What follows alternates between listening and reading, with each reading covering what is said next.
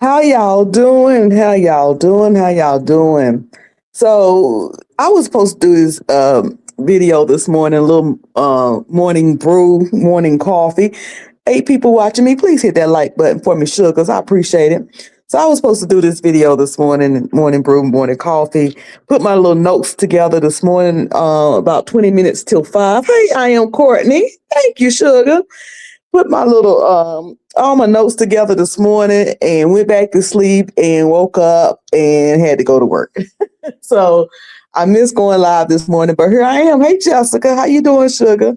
So I wanted to do a little bit of recapping today because I was watching two ladies that I really enjoy watching, which is Dr. Blue, Dr. R.T. Blue, and Judge Alicia Thomas. And I enjoyed their video so much that I wanted to recap it today. And also Saint James. We wanted to recap.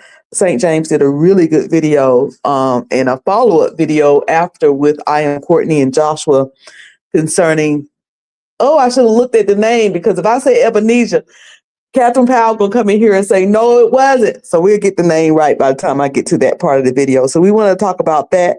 I hope that y'all had a good day. I hope that y'all are keeping warm.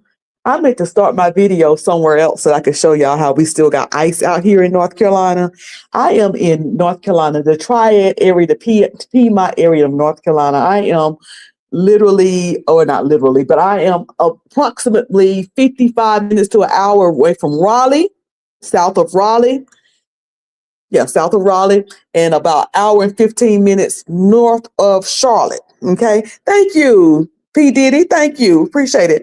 That's where I'm at. In between Raleigh and Charlotte in the Piedmont area. I'm probably 3 hours from Myrtle Beach, South Carolina, but I'm probably 5 hours from Wilmington Beach. Just to give you an idea, I'm in the middle of North Carolina here, and we got all of this freaking ice. Thank you, Jessica. Thank you, Sugar. I'm gonna drop this link. Y'all want this link drop? I appreciate it. Hey, Jay Rachel, and I'm gonna get to Raquel. I'm gonna get to everybody and speak to everybody in a few minutes. But we still have ice around here, and supposed to get some more snow this weekend and next week. So y'all pray for us. Y'all pray for us. But I was going to start. Hey, T. Danielle Sugar. I was going to start there and show y'all how much, I've been, only place I've been since last Friday. Y'all know it's a whole, only place I've been in the last 7 days was I got in my car today and cranked it up, tried to get some of the ice off my windshield. My daddy came last night and got half of it, out of my driveway because we had more sleet and ice than we had snow. And I told my daddy not to come, but my daddy is like that, and he does things. I have the greatest parents ever.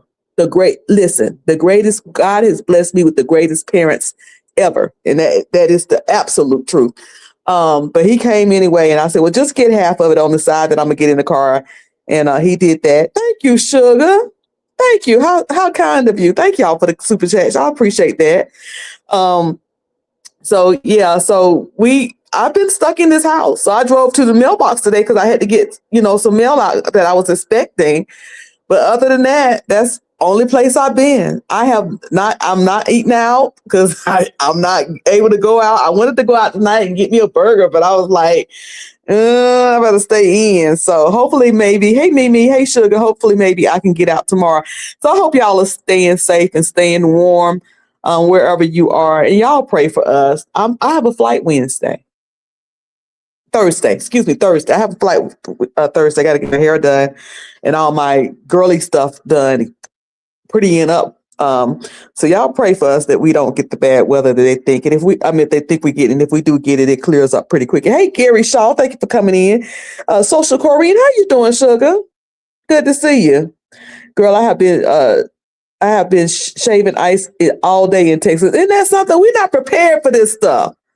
We're not prepared. Y'all, I had to DIY, and I had to ask somebody, what was DIY? They said, girl, something you don't never do it yourself. So I was out there before my daddy came. I was out there trying to mix me up some rubbing alcohol, water, and some Dawn liquid and pour it out there. They say, do that, and that's going to get it up. And that did some, but it ain't do a whole lot. Then Then once my daddy came, I said, well, let me go out here and pour some alcohol because alcohol don't freeze. Had my high price Ciroc out there pouring it in. Had my whole front area smelling like Ciroc. But tell the Lord thank you. We're having snow again too. Yeah, Dom Devereaux. It is what it is. It's whatever the Lord says, right? Ain't no use in worrying about it. It's whatever the Lord thinks we need and know we need, that's what we gonna get. So thankful for that. Why are we talking about the Lord in prayer? Because men should always pray and not faint. And woman. Y'all stretch your hands towards the north. Stretch your hands toward the north and say, Sean, be healed. Y'all pray for Sean. Y'all pray for Sean. Y'all pray for Sean Talks, our friend. She's all right, but just pray for her. She's all right. Y'all know she having some issues with, I think it's her shoulder. Is it her shoulder? I think it's her shoulder. Hey, Jesse, leave the ice out there, honey. Listen, I'm so sick of ice. I'm so sick of ice. Let me tell y'all how sick of ice I am in a minute. But y'all say a prayer for Sean and everything. That's our friend. It's cold outside, but it's warm in here. Come on here. Got some Crown. What flavor? Just regular Crown. You got apple, peach. You got honey Crown, Hennessy, and Don Julio, and more. My Lord. Woo, where Tracy at? Where Tracy? Tracy White, not Tracy Whitehead. Where's Tracy Chappelle? So speaking of ice, listen, I'm so sick of ice. I don't want no ice in my drink. I don't want no crushed ice, cubed ice. I'm sick of ice. I'm sick of ice over there in Minnesota. I'm sick of ice that was in DC. I'm sick of ice that was here in North Carolina. I'm sick of cold ice, and I'm sick of that. Whatever you call it, organization called ICE. I don't like ICE no more. How about that? No more ice. Just order your drinks, no ice. I'm banning ice. No more ice. Because the ice in my driveway is sitting up on the top of my car, and the ice is around here. No more ice. You say you got apple, vanilla, blackberry, and original. Okay, now. Have you tried the Lord, we over here at the Black church sector talking about the liquors, talking about the libations, the spirits. But have you tried iced out, girl? Iced out. I don't even want to hear ice, baby. I don't like iced tea. I don't like the artist iced tea, the actor iced tea, or iced in my tea. I'm gonna drink it like the British drink it, warm with some cream. I'm sick of ice. But anyway, have you tried the hey Miss Juicy, how you doing, sugar? Dom, have you tried the Jack Daniel Blackberry? I would tell you to just put it on ice, but F ice. F ice. All right. Hopefully I'm back. My phone rings. No more ice. Just put it in the refrigerator and make it cold and drink it like that. You don't need no mix. It's good. It's good. It's very good. It's very good.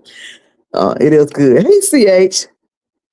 We ain't got nothing down here. I'm in southern Georgia, close to Florida. Well, y'all are blessed. Y'all are blessed. If it's just cold and that's it, y'all are blessed. And then we supposed to get some more. I hope they're wrong. Jack Daniel Blueberry. Yes, blueberry. Did I say blackberry? Blueberry. Yes, it is good. It's good. You don't need nothing. Don't mix it with nothing. That's all you need. That's it. It's good. Listen.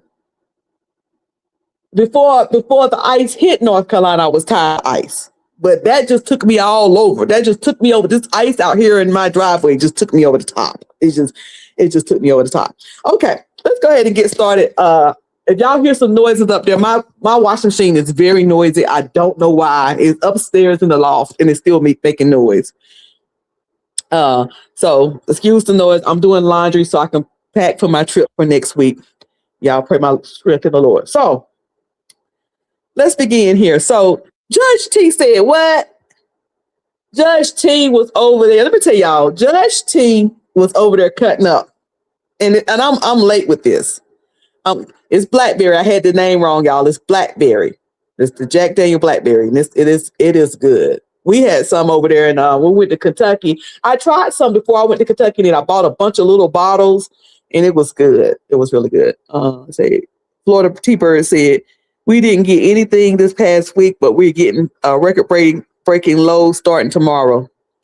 Y'all be careful. Lord have mercy. So Judge T, I don't know what night she was on, but she was on, and in her title, it was Jamal Bryant. What's that boy? What's that man's name? Oh Lord, what's Brian Karn? But she ended up throwing Larry Reed in there. So we're gonna work our way from the middle over in this thing. Judge T said, "What?" Let's hear what Judge T said. Where I think the person I might have been introduced to first may not have been who Larry was, and who I'm being introduced to now is the true him. I ain't gonna say that. I ain't gonna say that. I ain't want to admit it. Not saying it helped me not have to admit that that was the fake one.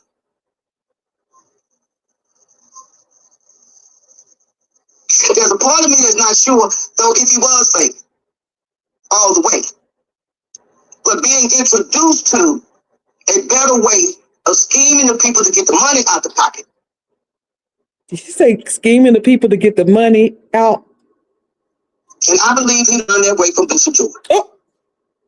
Because Larry has never said the same, been the same, acted the same, did the same things he once did since meeting Bishop Jordan and creating that relationship. So Judge T, Larry wasn't even in her title. Somehow she got to Larry. It seemed like she had a struggle with this because y'all know Judge T, and I call her Judge Thomas, but y'all know her name is Alicia Thomas. But I call her Judge T, or you can call her Pastor T. But she seems to be, in her talking last night, she seemed to was having a struggle because she likes Larry Reed. She likes him. But she's like, who he was ain't who he is now. And was it the real person then? Or am I seeing the real person now? Or was it the fake? She was having then she started talking about Larry trying to get people to move to Ghana. I said, what, girl, what?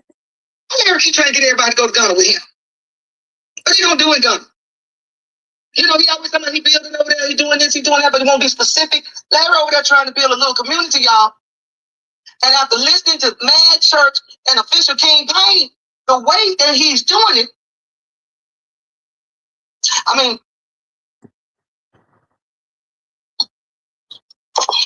if it's brilliant or fraud, it kind of sounds like fraud, but it's not fraud. In a way, kind of sort of, depending on how you're looking at it. This is alleged. Let me put it up here so we all on the same page. I had to get that alleged up in there. I had to get that. She said, what are he trying to get folks to move to Ghana for? He have been talking about Ghana a whole lot. And she said, according to a video that I remember, I watched that video that day with Marcellus Matt Church Disease was on there with King Payne. My. Not King. Yeah, King Payne. My. Yes, it did. I love when he said it. Yes, it did. But here's what she said. This is the plan. Here's the plan. The whole point of borrowing money from Manasseh and Jordan, Larry is trying to collect as much money as he can, bring in as much as he can, and then he's gone. He gonna skip town. Rather, he gonna skip the country. Allegedly. If y'all didn't watch Judge T when she was on, y'all need to watch. And allegedly, the reason why Larry himself could not go and get those loans, y'all remember on the video with that King Payne. I got to say it right. Is it King Payne? King Payne was talking about. He was talking about some loans, and I think that Buddha came out here and was talking about it and said that Larry couldn't get those loans himself. It's because he don't own anything. This is what Judge T said. This ain't what Cruiser said. This is what Judge T said. That allegedly the reason why Larry himself could not get them loans is because Larry don't own anything, not a car, a house, land, nothing. And for some personal loans, you have to have collateral. And collateral means you got some type of holding. like a collateral assignment or a collateral. You got to put something up to secure the loan, so the bank know that if you don't give them back their money, at least there's something out there.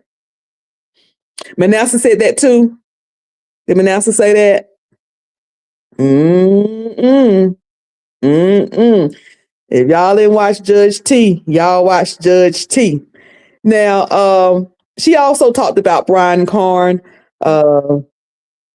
Like I said, I started in the middle. Now I'm gonna go back.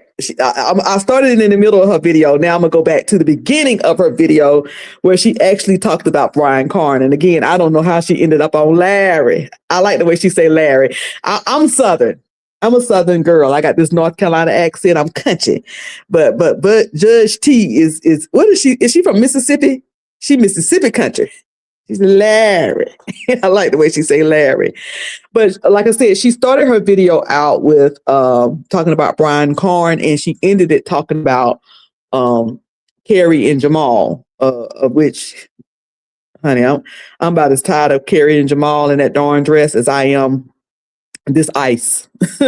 Hey, just being so me. Thank you for being a member. Thank you for coming in.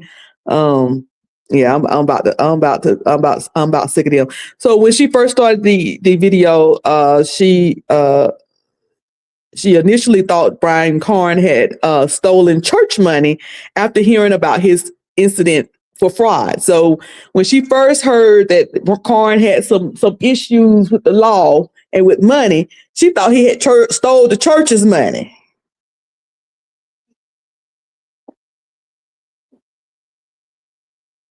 That he had been indicted. That was the first thing I heard. I'm like, indicted. And then, thank you so much, Laura Coleman. And then he got indicted. That's all I heard. Then I heard he was indicted for fraud. I'm like, he done stole the church's money. That's why I love Judge T. She's so funny. She said he done stole the church's money. She said that was the first thing that came to mind. Hey, Alex, how you doing, sugar? Hey, KJ Muscle. So she talked about how Brian Karn, he had claimed some accountability. Karn stated that he was taking responsibility, owning up to his actions, and not making excuses, which initially she was impressed with that, like I was. And then, as y'all know, he came back out here and switched up on us. Then he came back and said Black people don't pay their taxes. No, he said Black people file taxes only to get refunds, not to pay completely. So she, of course, disagreed with that because, probably her and some others that she know, and I know some folks and me, we file taxes because that's the law. And and most of us have a tax liability. I mean, maybe that's his experience of where he grew up, and that's how he grew up, where people sit around and wait for tax time. So they can go file those taxes and get some type of refund. And that's the only reason why they filed.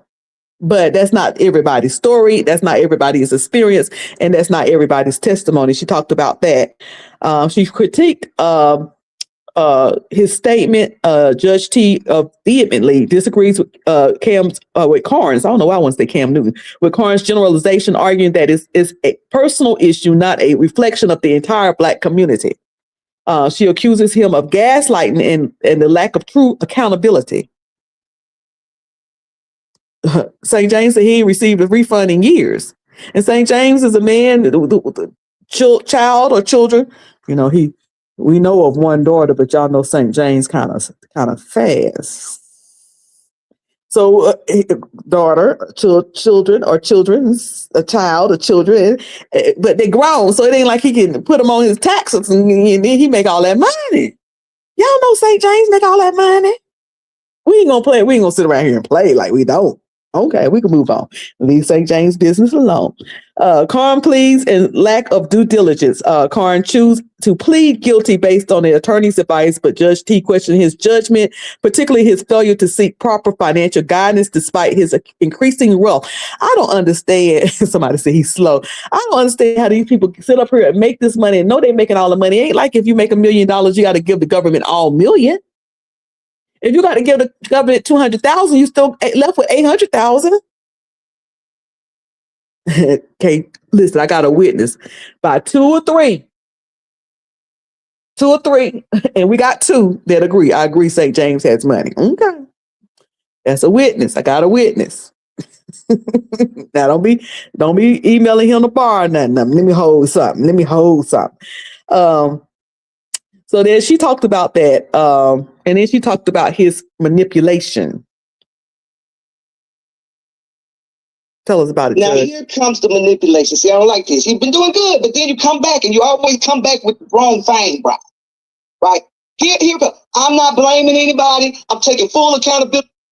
Hold on, my video stopped. Oops, I'm in the wrong place.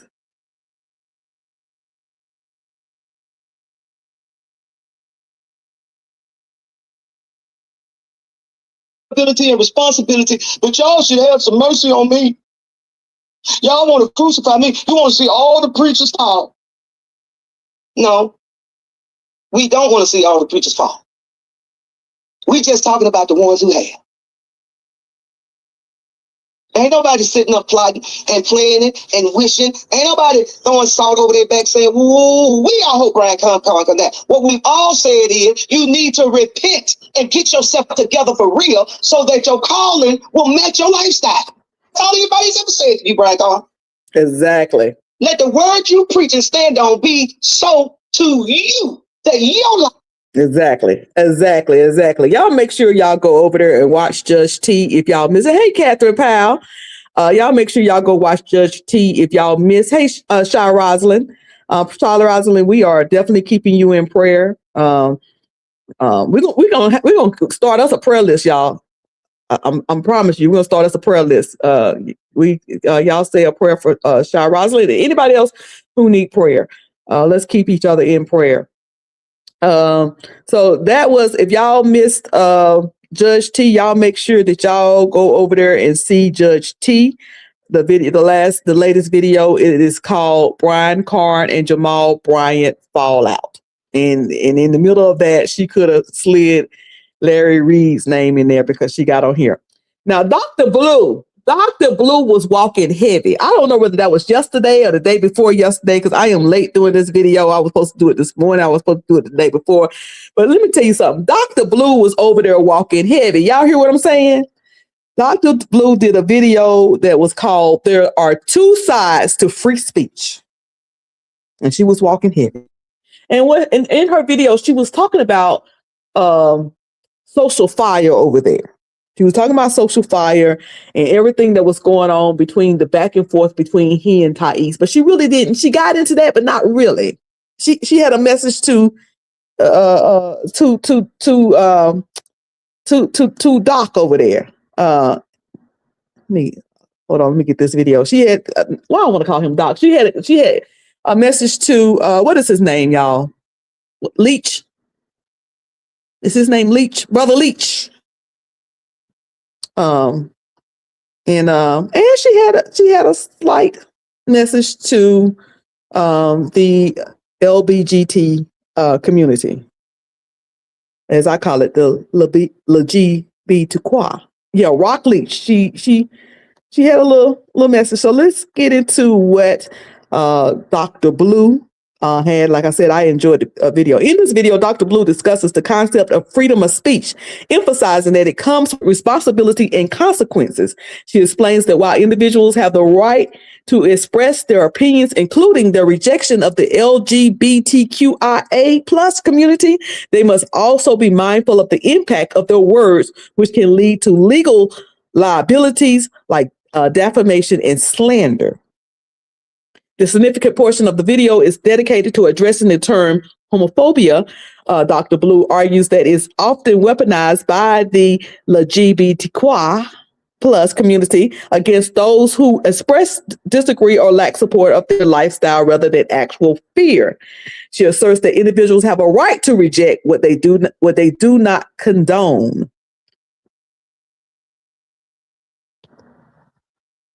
States, we have personal freedoms. Those freedoms also, not only do you have the freedom of speech, but you have the freedom to decide what you will accept socially, personally, spiritually, mentally, and what you will reject. You have that right. stop weaponizing the word homophobia and using it as a communicative, as a communicative weapon? Can you do that? Because the reality is, a person that does not agree with the lifestyle has every right to disagree and disavow the lifestyle just as much as you have a right to engage and indulge. Now, hold on, y'all. Don't get upset and think she's taking a side. Hold on. In said lifestyle, right? There are equal, unilateral, and bilateral rights here. Okay? So you can't have it your way and only your way, LGBTQIA plus, because what you're doing by suggesting that, what you are doing, you now become unsafe. You now become heteronormative phobic. Heteronormative phobic. I said heteronormative phobic. So she's saying, people have a right to, they have a right to have an opinion and an opposing opinion on your lifestyle. And she said, don't weaponize homophobia, don't take away people's rights. But she had, like I said, she had a little something for Reverend Leach. Come here. She talks about social irresponsibility. Dr. Blue criticized Reverend Leach. Jesse online said he don't disagree with her. And that's healthy thinking. If you don't like the lifestyle, keep it moving. That's your opinion. You have a right to it, and ain't nobody gonna try to force you another way.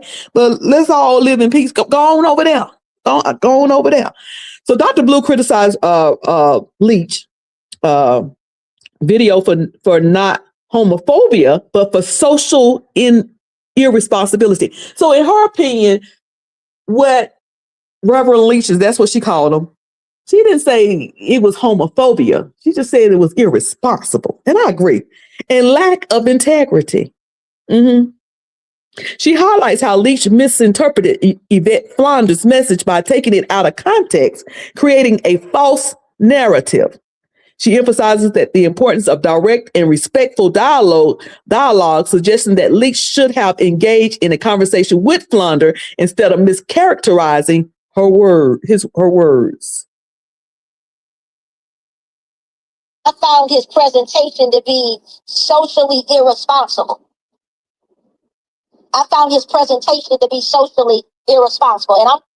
find socially irresponsible was when he presented Yvette's messaging out of context. And I believe that it was willful and purposeful. See, he played a short clip of one of Yvette's messages, but he did not provide proper context. There was a message that Yvette put out where she was saying that one of her sons in ministry had come to her and was telling her that a gospel artist had given her spiritual son a key to his hotel room, and that also the spiritual son had made a comment or had stated in earshot of that particular gospel artist that he didn't have money, I think, to satisfy all of his financial obligations while they were on that conference or what have you. And Yvette said that basically the gospel artist basically told, her son in ministry, or her spiritual son, whatever. So her spiritual son, he's met with the spiritual son and paid for everything, paid his expenses, and then gave him a key to his hotel room, his own hotel room, the gospel artist's hotel room, not the hotel room, not Yvette's. So y'all know the story when, because I think I played it over here where she was saying that, this gospel artist who we thought maybe it might have been Donnie, gave him this key and how he she found out from the young man, and she went and, told the man, hey, don't be doing that. She went and she took the key from the young man and went and confronted the person. Well, when Rock presented that, he misrepresented what Yvette Flanders was saying, or what she said. Let me see if I can fast forward this a little bit. This hotel room, not that this man is talking, that this Leach said that Yvette said. Now, but Leach played just a very short clip. It was probably about 8 seconds, where he basically said, he played the clip where Yvette was pretty much saying, okay, my spiritual son, got his hotel room paid for, da-da-da-da-da. Well, that was just a little soundbite. That's not the context. Then Leach turned around and said that Yvette was promoting and supporting, young men or gentlemen, pimping themselves out for trinkets, for money in hotel rooms. And that was not the case. He misrepresented the video. He misrepresented Yvette. He misrepresented her words. And he put her in a false light, and he painted an incorrect narrative. That is deceptive. That is what Reverend Leach should have done. Hey, Social Fire, what you should have done, okay? What's wrong with you calling Yvette Flunder on the phone? She'll get on the phone and talk to anybody. She don't turn down no opportunity to talk, honey. And he should have tried that. There's absolutely nothing wrong with having a conversation with somebody or hear the whole matter in context, because it makes you wonder, why did he do that? She was very clear what she was saying in that video. I just had a little itty bitty piece of the video, maybe 2 minutes of it, and I could pick up, and everybody who listened to it picked up that she was saying that she was, she went and stopped the young man from going to the room, and she went and confronted the person who it was. So why would he represent it the wrong way? Let me tell you, in this video, y'all please make sure that you watch this video if you have not. Let me see how many views. There should be more views in this, because this video is, 500 of y'all plus a little over 500 of y'all have already watched it. But make sure that y'all get over there and watch it. That video was good. Her voice is so sassy, and she has a lot of education and a lot of experience. Education is great, but when you add life experience with that, and she was blessed as even a child to be exposed to a whole lot of stuff. In this video, she's talking about a particular church that she used to go to, and she had the opportunity to meet. Oh, that lady's name would y'all remind me of who it was that she met. It was if I said her name, y'all would know her. A very famous actor, older lady, and I can't think of her name right now. But she's that. But I was just giving that as an example. It's neither here or there. But I'm just saying that along with her education, she's had much experience, been exposed to a lot of travel, a lot of stuff, and I always enjoy it. Like I always enjoy watching Dr. Blue and Judge T. They are two of my favorites. There's Cicely Tyson. That's who it was. Thank you for coming in. I appreciate you coming in. I enjoy listening to your videos. It's a treat. Sometimes, like if I'm working or something and you're live, sometimes I'll listen to it live, like if I'm working and I'm able to listen. But sometimes I'm like, I don't want no interruptions right here. I'm going to listen to this later in the replay because I don't want any interruptions. So since you walking heavy, you were walking heavy. It was so many lessons and jewels and information in it. Dr. Blue, who's in the chat right now, went on, that was to criticize on the Social Fire. She got him two and together. Finally, Dr. Blue addresses the gay community to develop a thick skin. She stresses that nobody is obligated to accept their lifestyle, and that constant offense indicates internal lack of peace. She suggests that instead of reacting external opinions, individuals should focus on healing internal traumas and finding peace with themselves. You have got to develop a thicker skin, because nobody is obligated to accept you in no way, shape, no form. No one is obligated to accept anybody. Like, a person can decide for any reason under the sun that they don't like you. They can decide that they don't like you because you're a gay man. They can decide that they don't like you because you're a masculine presenting woman. They can decide that they don't like you because you was born a man, but you want everybody to call you she and her. They can decide that they don't like you, all right, because you're fluid, because you're androgynous presenting. They can decide that they don't like you for whatever reasons. They can take their holy scripture, that's their sola scriptura. They can take their scripture alone. They can charge you. They can indict you. They can convict you, and they can damn you to the southernmost, hottest, most extreme parts of hell if they want to. And it ain't nothing you can do about it. Not a darn thing. Not a darn thing, but love yourself and know who you are, and not be real overly concerned about what others think of you. Is what you think of you, and what God thinks of you. And that's why I always tell people, have your own relationship with God, and what other people's opinion ain't going to matter when you have your own relationship. Other people's opinion, what their opinion matter? It's what you know between the relationship with God. I fully enjoyed this video. There's something else in here that I wanted to touch on that I hope it comes back to me. It comes back to me. It was something that you were talking about in this. Hopefully it'll come back to me. But that was a good live. Y'all please make sure that you catch that live. Let me just play a little bit more, maybe to come back to me what I was going to say. What else I was going to say? Is you have work to do internally. You have work to do internally because you're not at peace. When you're not, the question is,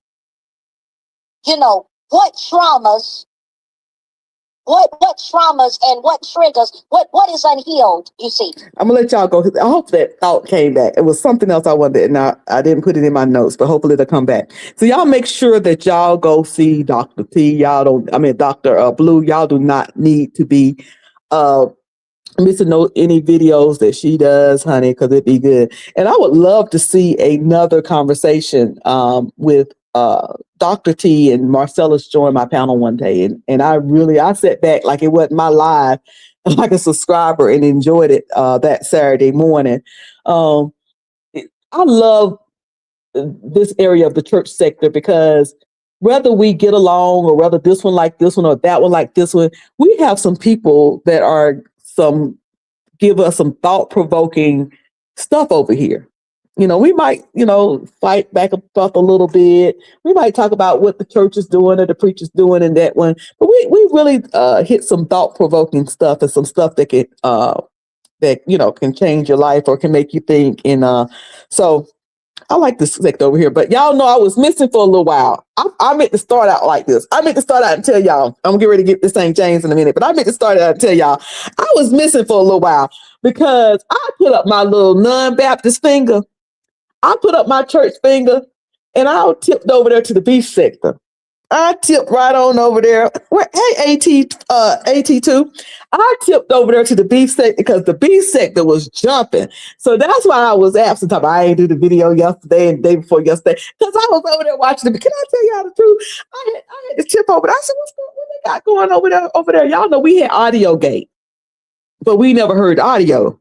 I mean, it's been a month now. We never heard audio. Honey, they had audio gate in the morning, and by lunchtime they were playing the audio. Honey, it was going on over there in the beef sector. That's what had my attention. I'm back now. Like I said, I put up my church finger and tipped on over there to see what's going on. Looked around and stayed for a little while. I'm back, but it was jumping over there at that beef sector, honey. They played their audio, and these two, this lady and this man was cupcaking, and now she got another boyfriend. But he said we was on the phone together, and he played. Why was he recording that lady? I'm gonna get back over here to St. James, man. Why was he recording that lady? And then as a result, honey, she lost her channel, honey. Lost her channel. 12,000 subscribers. Had that channel since 2017, 2018. A big following, good views. Channel gone. over some bull crap. But anyway, that's where I was. I was over there at the beef sector, y'all. I was over there over some bull crap. Some bull. Anyway, that's where I was. The beef sector was jumping. It's probably still jumping right now, but I had to come on back. I couldn't. I said, girl, you getting caught up. You're getting caught up. You're getting caught up. Come back. Come back. Come back. So St. James did a good video this weekend. I think it was. St. James. Now, you know, St. James get busy. He dip in, dip out. Girl, Bree. Pettyville.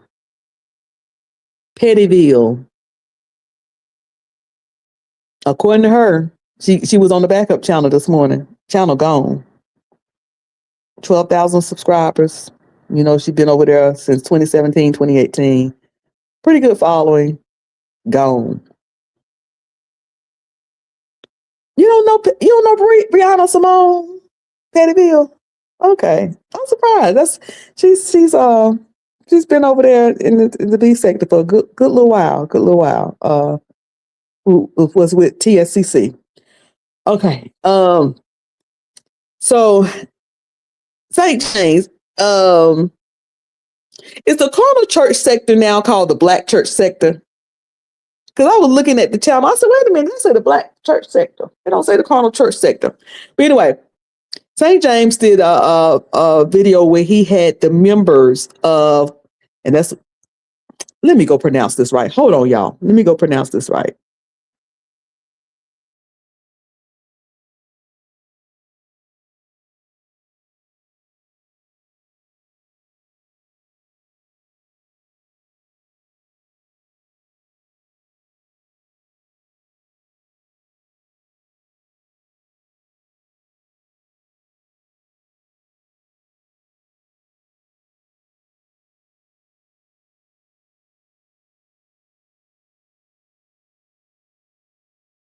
Is it Abyssinia? Y'all help me out. Abyssinia? Abyssinia? What the hell is it? See, now I shouldn't have said that word when I'm talking about a church. I don't want to say what the hell. I don't know why I struggle with this word. Y'all sound that out for me. Y'all say, hey, Bourbon Bubblegum, how you doing, sugar? You doing all right, girl?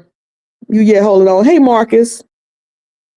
Y'all got that ice down there in Richmond? Okay, the denomination has changed. It's no longer the carnal church sector. It is now the black church sector. I know the other Simone that allegedly stays a false self-deletion. Oh, yeah. You talking about Lady Nika's friend? Was it Lady Nika friend? Oh, yeah, she died she died and went to Saturn. She died on April Fool's Day. The beef sector is a hoot. I had forgot about that. I mean, honey, it was all, she had made the announcement. Her wife came out here and said she was gone. Okay, Absinian. Okay, we're going to call it Absinian. I don't know why I'm having such a problem with that. Anyway, so he did a video on that church, and he had the members that come out. The video features a discussion with the plaintiffs of the lawsuits against Abyssinian. Okay, Abyssinian. Okay, I don't know why I'm struggling with that. Maybe I'm tired. The video features a discussion with the plaintiffs of a lawsuit against Abyssinian Baptist Church, including Dr. Kevin Magruder, Clarence Ball III, Jasmine McFarland White, and Reverend D.C. Vernon Mason Sr., along with their attorney, Barry Black. The conversation centers with alleged governance issues and irregularities in the church leadership selection process. So this church is having a issue with getting the next pastor in, and it sounds like it's an older historical church.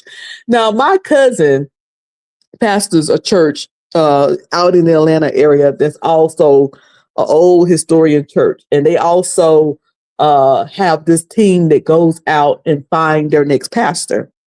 And he is the successor of a pastor that still living but retired, served his years at this church, and in his older days wanted to retire. And they actually sent out a hedge hunter. Is that what you call? They sent out, like, when you're looking for a job and people contact you and say, can you want to come on in for a meeting? They sent somebody. He was over in Houston, Texas, working for the NAACP. And he was a youth pastor at a church in Houston, but his job was working at NAACP. And they called him and said, you mind coming in for a meeting with us? You want to preach on Sunday? He didn't even know they were looking for a pastor. I don't even know whether he had ever heard of the church before. But that's how I thought about this as I was listening to them last night. But anyway, that's how he ended up at the church. He's been there about 3 or 4 years now. But they and others do not believe that they were able to elect the pastor of their choice. So I probably should have looked it up but if y'all go to St. James show, and a lot of y'all have watched this, y'all watched the first video that he did on this, telling us about it after the court case was over. He told us about it. I think it's Pastor Kevin Johnson, if I'm not I think that's his name, the pastor that the judge said, let him be pastor. But to my understanding, they are appealing that judge's decision. And this is causing a split in the church. Folks leaving the church is just causing a split. It's important to have the majority of the members support you. Yeah. One of the sons of the church, Senator Raphael Warnock, he talked about, I think when he was called to Ebenezer, he got 90% of the people supported him in his call. And so when you have 25%, that's a recipe for disaster. Yeah, a lot of people, to answer your question about what has happened, a lot of people have left. A lot of people have gone to other churches. I'm minister of residence now at Friendship Baptist Church in Harlem. So Ebenezer. So these people have been going to this church for years, sound like. Some of them have grew up at this church. And because of whatever went on, there's a split, and folks are going this way and that way. And they've gone to court, and now they're going back to appeal in court. Because they needed at least a majority of that 2,700 to vote. And they didn't get that. And that's their fault. They sent out videos with the pastor and his family. They had people at service announcing why they were going to vote for him. And the way the bylaws work, if that candidate doesn't meet that standard, then the search committee presents another candidate from there. So it's not and that's what I have seen now. I have never been a member of a church where you have a committee that goes out and a headhunter. Thank you, Angie Jones. Where you have a committee that goes out and searches for a pastor. I haven't. The churches I went through, the bishop installed a pastor. Like the church I go to now is Methodist, and the bishop, our pastor, been there for 40 years. But every year you go back to the convocation, and then they say, yeah, he's going back over there again. We're gonna send him back over there again. So we get pastor back over there again. Or I have been when I was in the Pentecostal church, apostolic churches, is usually the church, the pastor himself established the church. And so ain't nobody can put him out because he was the one who established the church. Ain't no voting in and voting out, whatever. He established the church. But I am familiar with from other family and friends of churches where a committee got together and had to, we got to find another pastor. And they, vote them in. Different pastors come, preach, guest pastor come and preach. And I guess that's their little tryout. I guess they try out. I guess that's their interview. So everybody corrected me. Thank y'all. Y'all know I can mess up some words. But that's their interview. That's their tryout. So I'm familiar with that. So I'm wondering, was he the only one came to do the little tryout? To start all over. they present another candidate. Additionally, the vice chair of the pulpit search committee, in her sworn affidavit, she articulates that at one of the annual church meetings that it was explained about virtual voting and how that would not take place of the meeting, right? That it would be in addition to the meeting to allow for as many people to vote as possible. It was also explained that if you don't vote, then essentially that's a no vote, because you need the majority of members in good standing in order for him to be, in order for the pastor, whoever the candidate is, to be deemed the rightful pastor. So I do understand. So it sounds like here that some people was doing some stuff to get around the bylaws, and it seemed like some people wasn't getting their vote counted. It sounded like it was a group of people who already knew who they wanted and put them in there. CH said the Baptists don't play. They are like a corporation, obviously. And my grandparents, my father's parents, they went to a Baptist church, and for years, my granddaddy was the head deacon. And what my granddaddy said pretty much went. Okay? It pretty much went. Now, every now and then he have some hothead come in there and try to go against him, but he wasn't having it. And I recall when he passed away, we had to go in his safe, because he had the deed to the church was in my granddaddy's safe at his house, at my grandparents' house. And they had to go get it. Now, I ain't been there at the St. Mark's down there in Pinewood. I ain't been there in a long time, but I recall that, the way they used to do things there. And I remember the pastor used to come by sometimes on Sunday evening, and him and my granddaddy used to have to step out in the front screened-in porch and have a conversation. I guess he had to find out from my granddaddy how he did. Tell the Lord, thank you. Hey, Matt, thank you for coming in, sugar. Hey, what was said? Hey, Cruz, I got to catch up. Oh, God. So it sounds like, obviously the people are obviously they took it to court. The people are upset about Dr. Johnson getting in. The process they don't like the process of how he got in. And I think it was when I was listening last night, I think it was Saint James that says, it don't matter until it happens to you. Can you imagine you sitting in the church? That's your home church.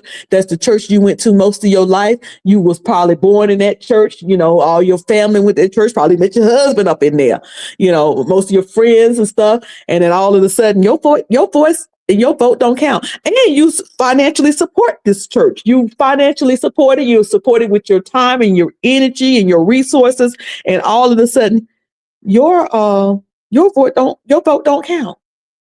Your voice don't count. Another part of the lawsuit is that the church members has no visibility into the compensation. I say what now? Say what now? They have no visibility into the compensation package.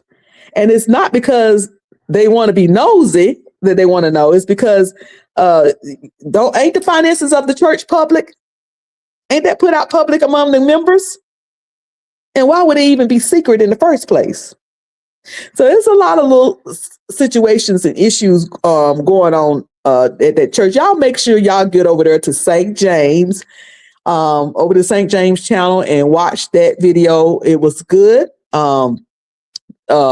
Everybody was giving their part. I enjoyed the lady. She was very knowledgeable. What was her name again? Because she was quite Jasmine. Jasmine knew her stuff. Jasmine is not to be played with. Jasmine was serious. And then check out the after show. That I enjoyed the after show with St. James, Courtney, and Joshua. What you said, Bubblegum said, if Shearer don't step in before Brian Carn take over all church, they're going to do the same thing, split vote. I think that pastor act like you talking about Williams Church, that pastor act like he have a right to appoint who he want. He making an announcement, getting up in the pulpit and making an announcement that it's going to be Brian Carn. But is Brian Carn still coming after all this stuff? You know, first the lady come out saying they've been hutching for 10 years, and Brian Carn and the three-way and the threesome and all the people in the bed. And then now as he was, all them people was hunching in the bed, wasn't nobody paying the taxes. Brian Carn might not be appointed to anything. Brian Carn might be in the clicker. He might do a little time. CH said the members are paying the compensation. What the heck is wrong with them? I guess that's why they leaving. I guess they said, we ain't got no voice. We're going to get up out of here. And that's a shame. That's sad. Should be full financial disclosure. Exactly. What was said salaries of the top 3 salaries of nonprofit is typically found on its 990. Is that what they say? 990.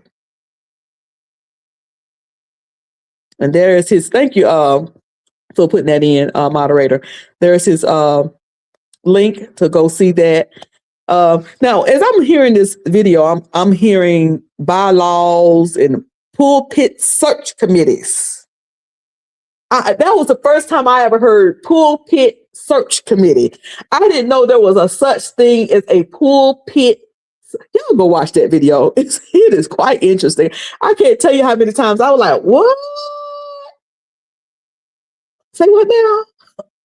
I didn't read about none of it. You know, you start watching something and you're watching the replay. It had my attention the whole time. I said pulpit search committee. But I kept hearing bylaws and pulpit search committee, and I thought about the scripture, Jeremiah 3:15. It says, "And I will give you pastors according to my own heart." It seemed like the church, and I know church have to have rules. I know it have to have bylaws. And I remember William used to always be talking about the coaching bylaws. And this is in William and King Jives. William and King Jives and them Kojic bylaws. They know it's William and King Jives remember every one of them bylaws by section, subsection, added in, and all of that. Like we had to learn the Constitution. They know it. But I kept hearing St. James said Baptists love committees. Honey, obviously, because I ain't never heard no pulpit search committee in my life, in all of my 55 years. After the tax issue, Scheer was passed. After the tax issue, Scheer was pressed and had to say it was being reviewed. The appointment of Brian, prior to that, he hadn't said Jack Diddley. Well, I'm sure he is now. As time goes on, the business of church is moving more in front for all to see, used to be those behind the scenes. Things were kept in the back. Yeah, them trustees, trustees take care of all that. Now we got to see it. Now it's all up in the court. All the judges decide. And I don't like that, where a judge is going to decide on church business. Yes, some churches have a search committee because they are not spirit-led. They are man-led. You come on. You came right on in here. You came right on in here with it, Doc. You came right on in here with it, Doc. Church led by laws rather than the Holy Spirit. Led by laws rather than the Holy Spirit. Galatians 5:18 states, but if you are led by the Spirit, you are not under the law. Now, I know that scripture is talking about Mosaic law. Before somebody come around here talking about, Cruz, why are you borrowing that scripture? I know it's talking about Mosaic law. But this church, Abnesia, they ended up before the judge in the court of law.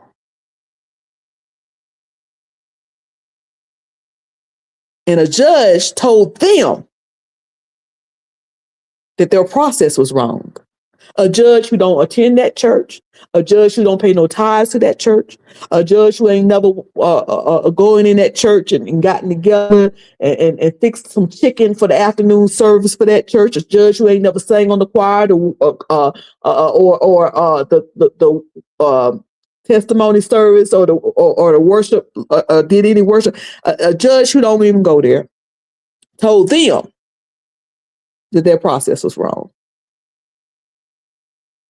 Angie said, I am no longer a member there. I left years ago. Wow. Yeah. Yeah, some churches do when they are interested in interviewing for a new pastor. One has to know the church bylaws. I was on, I guess that runs to the next committee, on that committee. Interesting. That is interesting. That is interesting. Show, living is appreciated. And let me say this. In this video, let me read this. I personally will not deal with no spirit-led churches. I personally will not deal with no spirit-led churches, but what we are seeing in the exposure of the synagogue of Satan. Okay. Exposure of the synagogue of Satan. Hey, the Bushes, how you doing, sugar? So right here, what I'm about to play is some accolades for Saint James, or should we call him the prelate? I like the fact that one of the gentlemen that was on the panel that was talking, I don't remember which one it was, but obviously he watched the St. James show and he wanted to give St. James some well-deserved accolades. We love your show, Saint James. Let me say this. This is sincere. This is serious. You have a unique program for this country.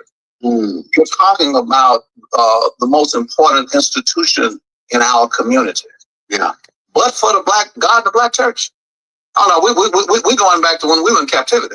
Yes, sir. So what you do, and you do it not only professionally, you do it fairly, and you make people feel good about hearing about it.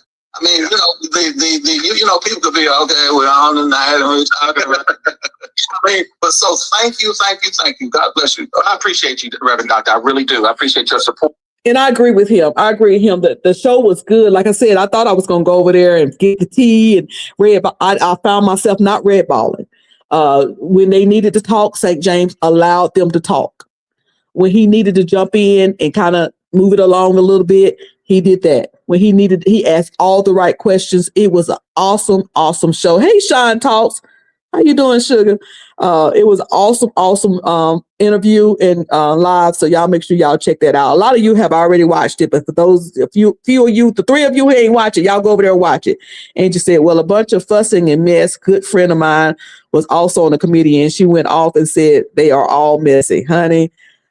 I don't even care to go to church meetings, and I'm glad I don't have to anymore. So the appeal, Attorney Black is the same. Hold on. I can't read my own notes. Oh, so they were saying that it's not going to be the same judge, of course, that's going to be over the appeal. It's going to be a different judge. He said there will be 3 justice panel on the appellate division that will hear the case. So it's going to be a 3 justice panel of the appellate division that will hear the case. It will be broadcast live. Now, will we be able to see this live? When it be broadcast live, will we be able to tune in? Because it said this will be broadcast live so people can hear it. And hear it and judge for themselves, but it will be independent separate judges who will review this case. Yeah, it was a good show. And I, in my opinion, he does good interviews. I love his interviews. Sometimes people interview folk and they be doing more talking about themselves than the person they interview. But like, we don't want to hear about you. Why you? And you should have just came on the show and told us about you. We want to hear from the person you brought on the show. So that's one of the things that I like that St. James do. He don't be putting himself all up in it when he interviews somebody. He interviewed the person. We get to hear from the person that he's interviewing. So yeah, it's going to be broadcast live. So y'all, St. James, let us know when that's going to be broadcast. There will be, let's see, let me read my notes again. There will be a briefing, appellate briefing, or open briefing, and an opposition brief by the other side, and then they will do a reply. Then there's an oral argument, and that's what's publicly viewable. So the oral argument is what's going to be publicly viewable for those who, like myself, who is interested in watching it. Did I say thank y'all for being members. Those of you who are members, thank you so much for being a member. It helps support this channel. So I appreciate y'all so much for being a member. As a result, these people are torn apart. Like I said before a couple of times, these are people who grew up together, who were close. Now folks are leaving. Folks are having opposing sides or falling out. Can own it, we can correct it, we can grow from it, and we can be better in the future. So I really think that that's what I would want people to know in the future. Like, I've seen things that people have said about me, and I'm like, these are the same. I grew up with these people. These are the same people who have prayed with me and for me. How could this be, right? And I may be guilty of that myself, because in times of anger, we get things happen. And so that's not what this is about. We want to make sure that we do things according to the way that it is written, and that really is what it's all about. And I was impressed with Jasmine. I really was. She represented well, and I was quite impressed with her. She was balanced, and when she said she heard people talking about her and the behavior she included, she said, and I have been guilty too. I was very impressed with. I think that's her name, Jasmine. So y'all make sure y'all check out the after show. Oh, the after show is on the Black Church channel. It's on the Black Church sector channel. Okay, so y'all make sure y'all check out the after show with I Am Courtney and Joshua.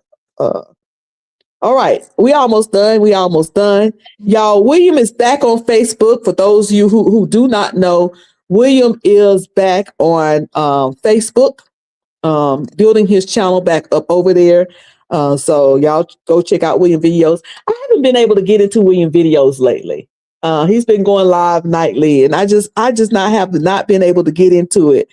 And his paywall, y'all know he lost his Patreon, so he says his paywall now is Pixel. So if you want to catch him behind the paywall, it's Pixel. He also go live on TikTok, and he stays on TikTok usually past his IG and his YouTube. Honey, I caught him one live on TikTok, and they was back there cutting up. It was scandalous. William have all but come out. And I feel like people come out when you want to, but William have all but come out. I think he got a boyfriend around there. KJ Muscle said William has a dark cloud over him. And dark patches around his eyes. Yes, Jessica, you see his TikToks tonight. Those jokers be wild. They be don't TikTok. It be dark. It be after dark adult talk, honey. And they be cutting up. Yeah, yes. It's like he tries to make it the same, but it's just not the same. He tried to get with people. I'll read you. I try. Well, you're gonna have to come up with some them drags and weeds. You have to come up with something else. We've been hearing them same ones for 10 years now. It's just okay. You're gonna pull a picture up. Okay, she's fat. Okay, she's black. Your grandma said, the black tart and the paper bag. William, can you do something else? Okay, because that's getting tired. You got to sharpen your skill. If you're gonna be a roast and a gagger and a dragger and to read folks down, you got to keep them skills sharp, because your skills are getting dull. Because them drags are dull. You hear what I'm saying, William? Them drags is as bad as that wig on your head. Okay, you gonna have to come up better. But on TikTok now. Doc says, God bless William. I pray for a breakthrough for him. The Lord, thank you. Yes, keep praying for him. But and Thais was on there. I like Thais. You on TikTok? You on TikTok, Thais? He was over there with William one night. He was over there with William cutting up. He wasn't cutting up as bad as them though. But I could not deal with it. He wanted to come for me, and he has been humiliated by that man that has diabolical sex. And they say that boy that do that. They say his mama, somebody, is a Kojic district missionary. Ooh. The guy that had sex with Marquise. Is that the Arsenal guy? The Arsenal man. Baby, that's the one I push it out. I was like, ooh. Oh, yeah, he. What in the heck is diabolical sex? Yes, honey, after IG go off and YouTube go off, TikTok is the after part. What is diabolical sex? I've been married 30 something years. Diabolical sex. CS said he tied and through. Dr. RT Blue says William needs another gimmick because his channel, besides channeling Maddie Moss, William needs another gimmick besides channeling. And I don't know why I can't just say Maddie Moss without saying Dr. Maddie Moss, but besides channeling Maddie Moss. True, because it ain't working. Diabolical sex. Did he say diabolical sex? What the heck is diabolical sex? We'll be coming up with stuff, but that's how it goes down after dark over there at TikTok. I could not deal with it. He wanted to come for me, and he has been humiliated by that man that has diabolical sex. Good gracious. KJ Muscle said William sounds like Dr. Maya Angelou and Still I Rise. Well, they both from Winston-Salem. That's that Winston-Salem. Look, Robinson come on in here laughing. That's that Winston-Salem accent. I don't know how many years he was over there in Oakland, out in California. But I know one thing, he was over there in Winston-Salem long enough to keep that accent. If you live somewhere for at least till 9 years old, somehow you're going to keep that accent. Marcellus Matt Church Disease, he was also born over in Winston-Salem, raised up. He talked about some streets that I'm quite familiar with. He was talking about a church the other day. I said, I know them. I know them. One of my friends, Jericho, sing on the praise team over there. I know them. And he don't have. I would have never. When Marcellus said he from Winston, I said, "What?" Because I can't hear it. Marcellus to me sounds straight California, not William. William said he did middle school and high school and everything else over in California. The nigga sound like he. Why did I say that word? Ninja sound like he right there. He sound like he's from Liberty Street over there in Winston.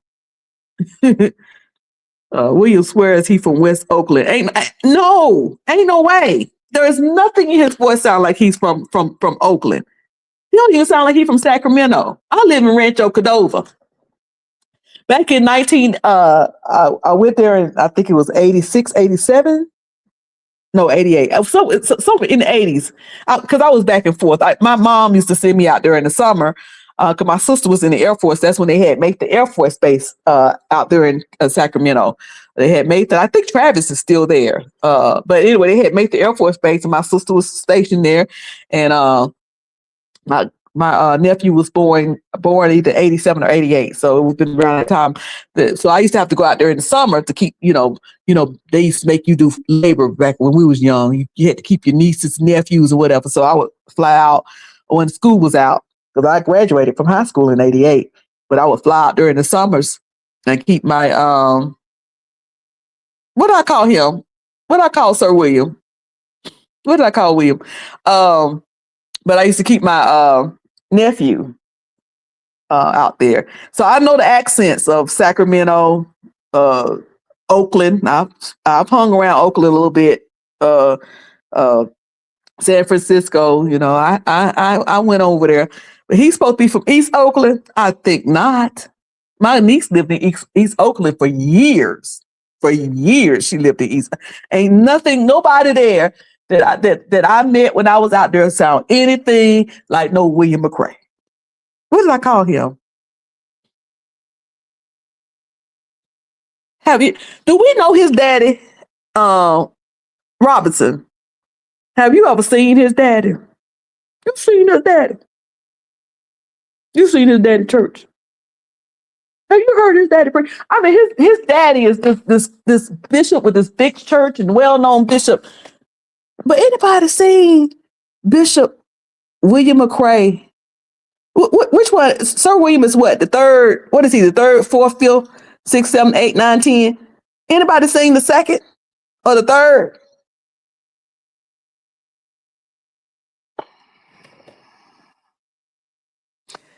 Dr. Blue said, if William is from East Oakland, I'm from North. I'm from North Saturn, the inner ring. The inner ring. Ain't no telling who. William name might be Jerry for all we know. William's name might be Jerry for all we know. Jerry McLean, the first. That might he might have read that name in a book somewhere. That's what he said. He said he went to Morehouse. But see, William went to Morehouse when Oprah Winfrey was giving out scholarships for Morehouse. And he went to school for a little while with Jamal Bryant, but he's 42 years old. Now, literature, English, and all that. I did okay. I did okay in school, but that wasn't my strong points. Mine was math. And when I count 42, and when Oprah gave those scholarships, and when Jamal Bryant was there, it's just not, the math just not adding up. Dr. Blue said Jobs exposed William dad and grandma on his show and showed. Ooh! Now I do recall William showing a picture of him and a dude. Here comes Saint James. Y'all know I was talking about Saint James earlier. Player. That player. Look at. I believe it because he's 32. Because Saint James said he's 32. Mm. You look 32. You can pass 32, St. James. I get it. You can pass the 32. Somebody said he's close to 60. Honey, like I said, that joker name might be Jerry. Who?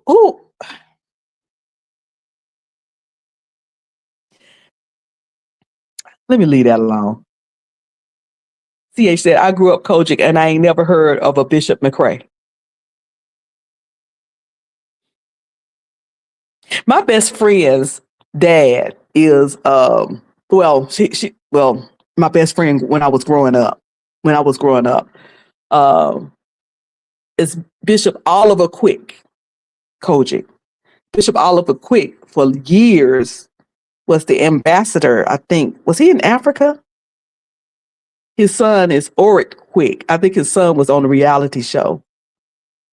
So I'm familiar. I'm not a Kojic. Honey, I done been, my parents was non-denomination and now they're Methodist.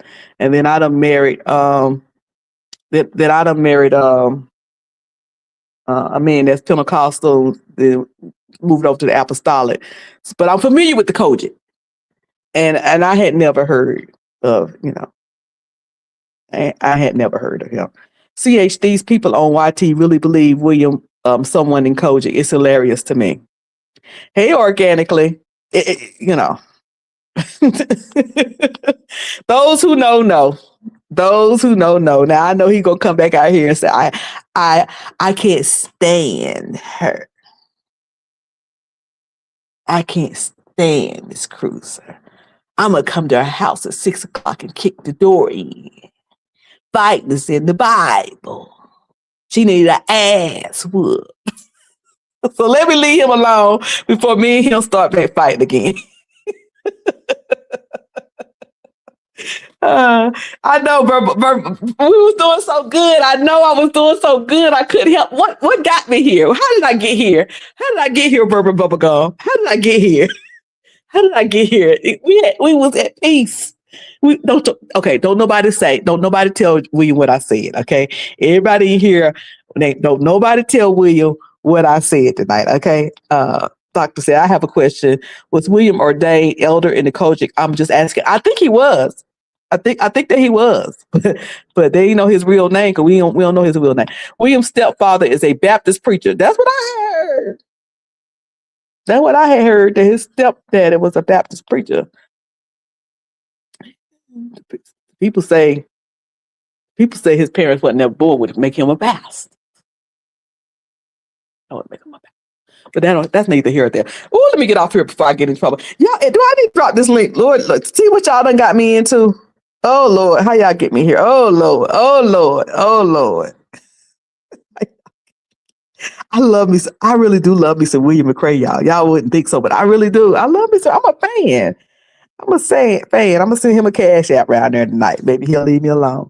Y'all remember when William said, "Don't send me no more cash apps, and don't have none of your people to send me none." Ooh, I love me some William. We ran. Listen, y'all know I'm scared of William. William ran me off here one time. Tell the truth, shame the devil. William ran me straight on off of here. He sure did. His name is William. His mugshot and Bible tells me so. Okay. For the Bible tells you so. His mugshot tells you so. Okay. All right. Oh, Lord. If anybody want to come up real quick, listen, that's all I have tonight. He doesn't watch any videos. You're okay. Yeah, he don't watch. William don't watch nobody. Folks be running him back stuff, and I just say I ain't say that, William. I don't know why do people saying that. I just did not. What you say was the diabolical? Diabolical sex. I don't even know whether I want to have sex like that. I mean, of course, cruises, I don't be out here like that. But oh goodness, cruises, those bunions in his foot will cause that door to fall 50 directions. Listen, them bunions in that foot is why he can't walk through that airport. I don't know why he don't get him a good pair of sneakers. Get you some Reeboks. What's some other sneakers that the people be wearing for the comfort of their feet? Get you some good pair of sneakers so you can walk through the airport. So people who need it can't be using them wheelchairs. Somebody's in the back. Hey, Jesse. Hold on, at this stage. Okay. Hey, Jesse. Diabolical sex. Diabolical sex. Oh, Lord. Ooh, child. Have you ever experienced any diabolical sex? I don't. No comment. Okay. I'm gonna take that as a yes. No comment. Diabolical. Not in front of the church people, Lord. Diabolical. My head went to the side. I was like, okay. Then you. Okay. How you doing, Jesse? Listen, you had, because I was a little delayed. Mm-hmm. So when I first heard that, just a couple minutes, I was like, "Oh my, what?" And you kept repeating it. Oh my God, Miss Cruiser, that was so hilarious. I was just gonna come up and say real quick, and I'm not gonna stay for a long time, obviously, but I was gonna say William was a grown man. He was 21 at least when I was a baby. Okay. Now if he 42 and I turned 32 in 2 weeks, how does that work? Honey. Hold on, let me. Hey, Sugar. Hey, God bless you. How you doing? I'm fine. Okay, Jesse, you can finish. I just wanted to greet. Yes. How is he 42? Yeah, so he would have been 11 years older than me sitting on the first row at Hezekiah Walker concert in 1994. I don't think so. Right. Who and them wrinkles in the anyways. I don't Okay. want to get started with no William McCray. I was gonna say real quick, I wanted to comment on Dr. Blue video really quick. Mm-hmm. For the most part, I agree with what, like, the gist of what she said. Mm-hmm. And I don't know if Dr. Blue wants to come up and kind of, give a little bit more reasoning or anything like that. Because for the most part, like I said, I agree with, quit being sensitive to everything. I agree. I feel like a lot of us in the LGBTQ would agree with that. Like, a lot of that is very performative, what people be doing on the internet. Mm-hmm. When it comes down to, being so sensitive and all that. But The only thing I kind of disagree with, and I know where she was coming from, but the only thing I kind of disagree with is allow them to kind of say that. The only thing I would say in regards to that, when people start doing all that talking and you don't align with that, get up and walk out. You don't have to stay there. That's my only thing with what she said. But for the most part, I do agree with what she said. So um just to kind of have a talking point so she don't feel like she just out there or whatever, just in Mhm. case somebody come up and kind of like rebuttals or challenges her in her comment section. So but yeah. Yeah, it was a good video, and she was walking heavy. She was walking heavy. How you doing, sir? What's your name again? Dr. Kifa Ben Israel. Okay, you're the one from in the chat. Okay, all Yes, right. ma'am. Well, thank you for coming up. You can have your say. Yeah, I mean, I don't know a whole lot about William. I mean, I followed him a time or two.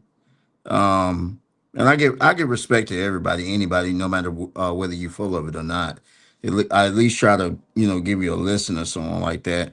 But he seems to be very happy with Archbishop Ebenard Jordan and his family and the people that they deal with. He seems to be very happy with them, and I'm hoping and praying that the relationship with the master prophet and people in that circle can do something for him, because obviously he's ran out of a lot of stuff, and it's normal for people, even preachers, to run out of things and try to become creative, because there's a silent part in our life where we don't really know anything. We can't come up with anything.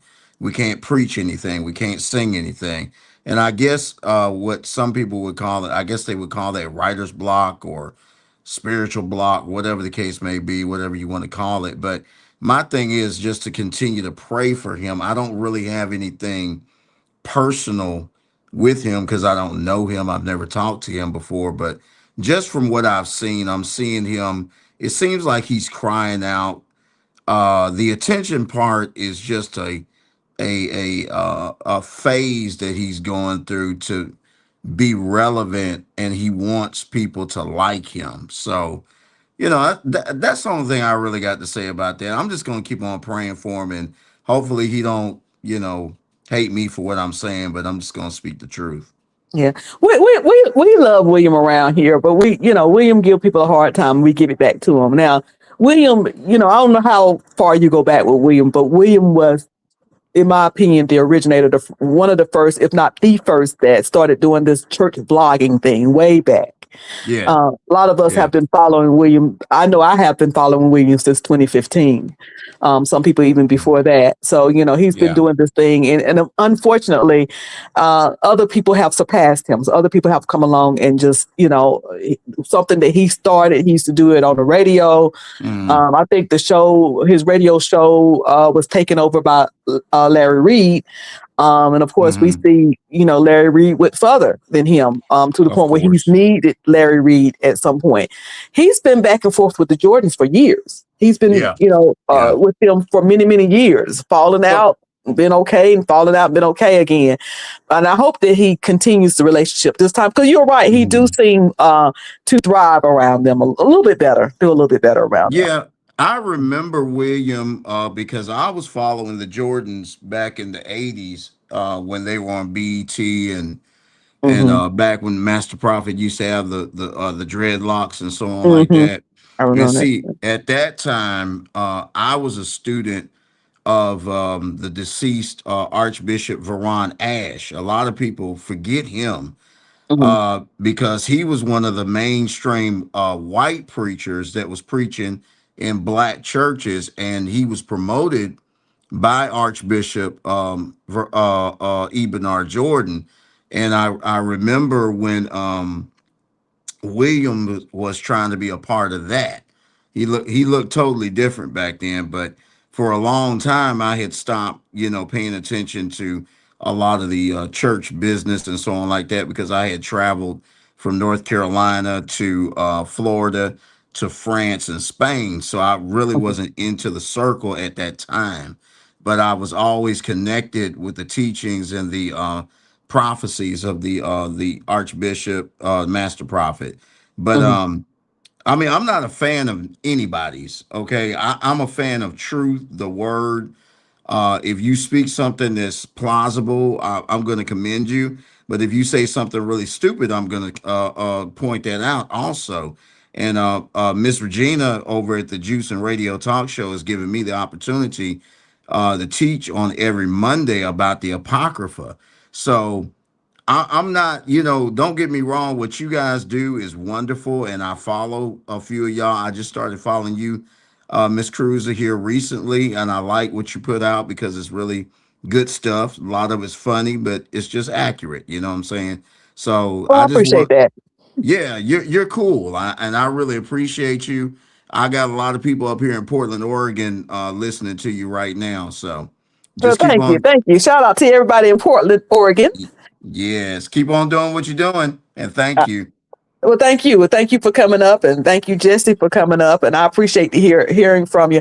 And I know sometimes I can be silly and petty and messy, but I try to, we have so many good people over in this area of YouTube. So many good people that we listen to. Dr. Blue in the chat, Judge T, the Juice Radio Show. She's very encouraging. I call her the good one over here. I enjoy Thais. I enjoy, of course, Saint James. I enjoy King John's. We have a lot of good people over in this area that's good to listen to and hear from. William McRae. I enjoy Sir William. I'm a fan, as I say.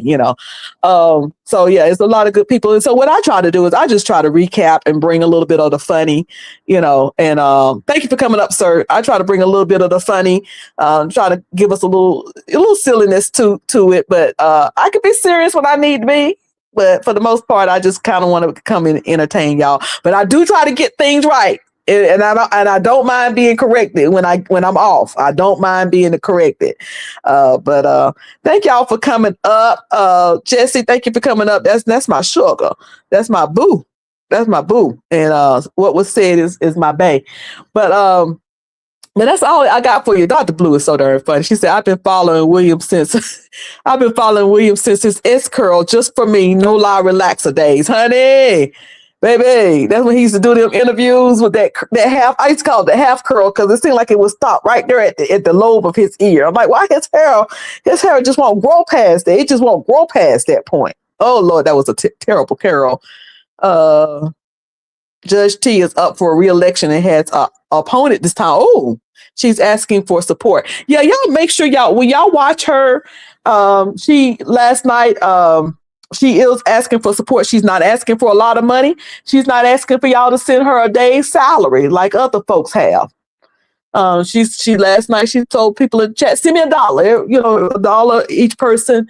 And and if you have a little bit more, do that. And I was able to, I was honored to do that last night. So y'all, let's support. She's a judge, an actual judge.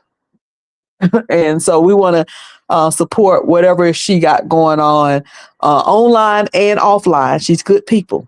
She is good people. So let's make sure that we support. If you can send something, send it. If you can't, give her a click in the view. Run them commercials and run that video. And go on and listen to it while you're there because you're going to enjoy it. You're going to show enough enjoy it. She tickles me. I remember I was in there one time and some troll came in there and said something about her laughing. I was like, we come over here to laugh. What you talking about? When we see Judge T, we go ahead and start smiling and laughing because no matter what she's talking about or the seriousness of it, you're going to get some good medicine, laughter.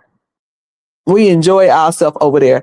KJ Mosul says, speaking of Thais, he has moved into a new apartment. Yeah, he's changed to a better unit, to a bigger unit. Got him a little patio out there. I told him he need to go get him some patio furniture. He told me, I don't need to go buy nothing else. You go get you the patio furniture. That's a need. That's a necessity. The summertime is coming up, and he needs some patio furniture up out there. Let me drop the link for Dr. Blue. Prelate said he would come up. St. James Prelate said he would come up, but he is on the road. He's out in them streets. He's a busy man. So I know he would have came up, and I appreciate his support and everybody. I appreciate all y'all support. I just enjoy doing this. I enjoy doing this. Now, as I wait on Dr. Blue to come up next week, I will be back on the ship. I'll be back on the ship again, but I think that this ship is going to have better Wi-Fi than that Carnival ship that I was on. We shall see. But y'all pray for us. In spite of this bad weather, I'm supposed to be flying out on Thursday to cruise out on Friday. So his kitchen is nice. I've seen the patio. He went on a little bit today. I saw the patio, but it looks nice. So blessings to him. And he has a birthday coming up. He'll be turning 50 pretty soon. He's going to be turning 50. I just love, you listen, I don't care nothing about all these little fights. I love everybody over in this area of YouTube. There go Dr. Blue. Hey, lady. Hey, how you doing? I do good. I do good. Thank you for having me. Thank you for having me. Child, Thank you. I enjoy you so much, Cruiser. Really, I do. Well, thank you. Thank you. I enjoy your show, honey. I'll be over there. Like I said, if I'm working and I can listen without any interruptions, then I'll listen to your live. I'll be in there. But sometimes I have to, this particular live, it was getting good. And I said, I don't want no interruptions. I want to get somewhere by myself because you was dropping so much nuggets and knowledge. I always enjoy your live. So we appreciate you. And we want to see more of you. But when you come, we appreciate you.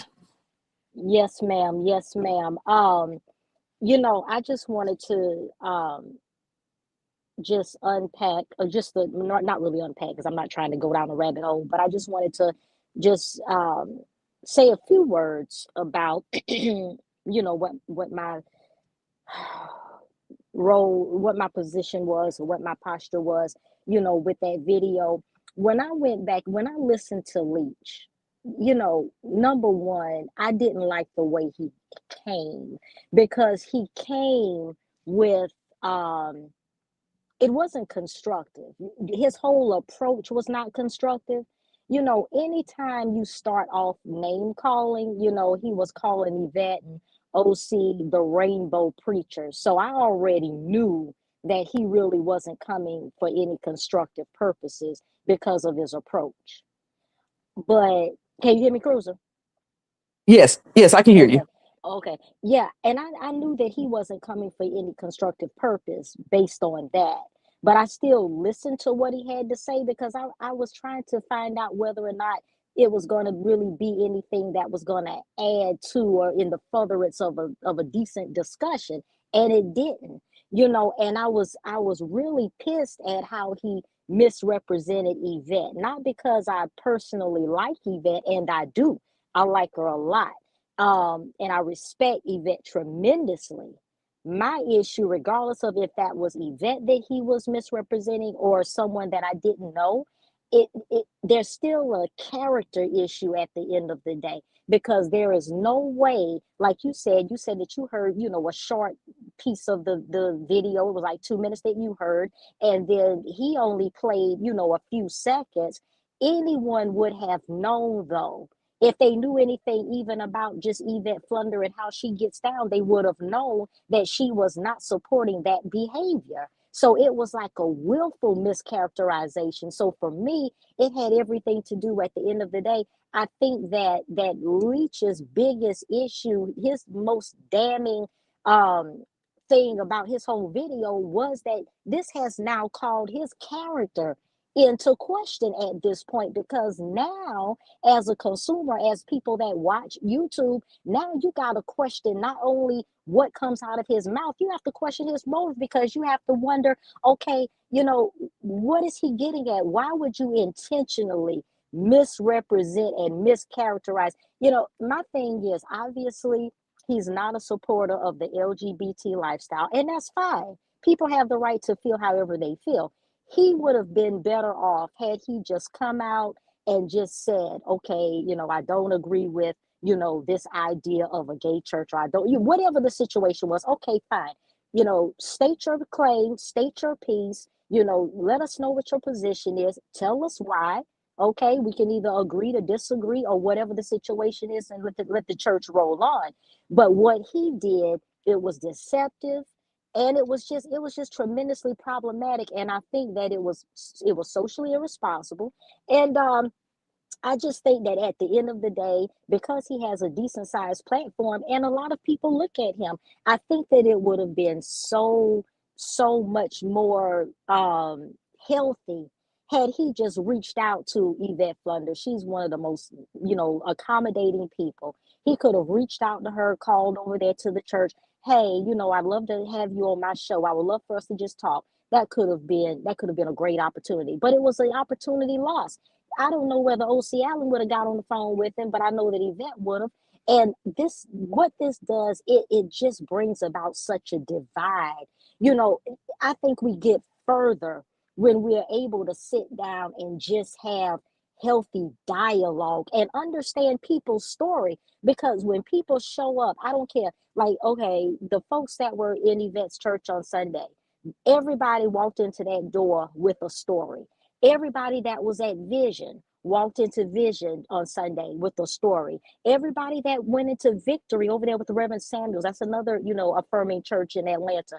People have stories. And I think that if we can at least set out with the attitude that we want to first understand, and while we're attempting to understand, maybe if we can be understood in the process, I think that we can get so much farther along with that.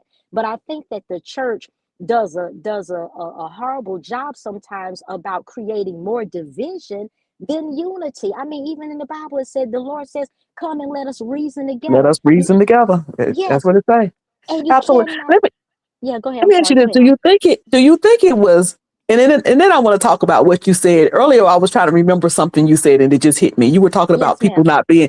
people not being scholars like they say Yes, ma'am. they are. But do you think it was Pastor Rod, that Rod guy, who influenced him? Because when he first came out and started talking, he wasn't on that kind of time. And then when Pastor Rod said, you could have went a little harder. Then he came out with the rah rah rah. Do you think he was influenced? Do you think it was one of those situations where, he felt like, one of his little social Bible talking buddies, influenced him to go that way? I don't know. Are you talking about the gentleman, the what does the Yes. scripture say? Hmm. I I don't know, because in all fairness, I don't listen to him because I don't like how he comes off. Hmm. So Yeah, I, he's I he's he's kind of a yeah, nasty piece of work. Yeah. yeah, I just don't really like just his energy. He might be a great person, but I could never get into him. So I can't say for sure. I don't know. But I will say, even if that is the case, that's another problem then. If Reverend Leach or Minister Leach or whatever, if he did allow himself to be influenced by one of his fellow YouTube colleagues, then that's another problem, because you Hmm. have to, you got to be a tub that sits on its own bottom. You have to be able to sit down and come up with your own idea, about where you are and what your thoughts are. I hope that he wasn't influenced to that degree that, it resulted Yeah. in, him taking up the position that he took. And it's just the delivery. I just feel like it's such a missed Yeah. opportunity, because to get online and just start condemning people, I'm not a fan of that, because everybody has a story, and you don't know Hmm. what people deal with internally. I mean, even people that are in the LGBTQIA plus community, even folks that say that they're out and proud, if you will, if you sit Hmm. down and listen to their story, there's a lot of times there's a tremendous amount of pain. Sometimes it's a family trauma, sometimes it's relational trauma. You just never Hmm. know. And I think that whenever we practice, willful, blatant intolerance, to me, I think that's injurious, just to be so, to the point where you're so intolerant that it's almost like you're so intolerant, you dig your heels in, so that you almost make people feel like they don't even have the right to live. So You know yeah, what I like mean? you just Yeah. you yeah, that you just want to see them. The way people say, "Go to hell." It's like, whoa, whoa. You know, Jesus came that we might have life, and not for that. So one other thing and I couldn't, like I said, I couldn't think of it earlier when you was talking about people being scholars, being able to talk to people who have a different faith than yours. You were talking about the neighbors on your street. You know how one Yes, went ma'am. to Jamal Bryant Church, and then you had one that went. I think to was maybe Muslim and Yes, different ma'am. people. And you said you were able to sit down and talk with these people. It didn't change who you are. It didn't change your faith. It didn't change, you, but you were able to have a conversation with these people. But some of these people like what do the scriptures say, that channel name and Pastor Leach, they seem closed minded that they won't, because he was saying, I'm not going to have a conversation with you unless the conversation is about the scripture. And even in him saying that, I felt like even if somebody is talking with you about the scriptures, I believe if you don't believe, if they ain't saying the scripture the exact same way you saying it, you don't want to have a conversation with them. Like he wouldn't have a conversation with Bishop Flunders because he's going to say she's, changing the Bible. He's going to make up an excuse of why he shouldn't have a conversation with her. It's just the mind is just closed off. It's a shame. But I did like when you said that, you're not a true scholar if you're not willing to have a conversation with others that's faith is different than yours. Yes, ma'am. I mean, and again, I can say that that would be a missed opportunity if he's not willing to sit down and talk with Yvette. Because one thing that I can definitely say about Yvette is the fact that Yvette is about that Bible. I mean, when it comes down to, she preaches, no sex before marriage. She preaches about living a chaste life, living a clean life. Now, this whole idea about homosexuality and whatnot, people will, a lot of times that's where the road splits, so to speak, because people will say, well, that's contradictory, because how can you say, that, how can you, tell people to live a clean life, etc., if you're promoting, this particular lifestyle or whatever the case might be. But, I still say at the end of the day, we all have a hard road to hoe, because we're all that claim Christianity. We're trying to work out our soul salvation with much trembling and fear. And like, even with, when you look at the event thing, she used to be married to a man or what have you, and she had a daughter. They divorced or whatever the case was.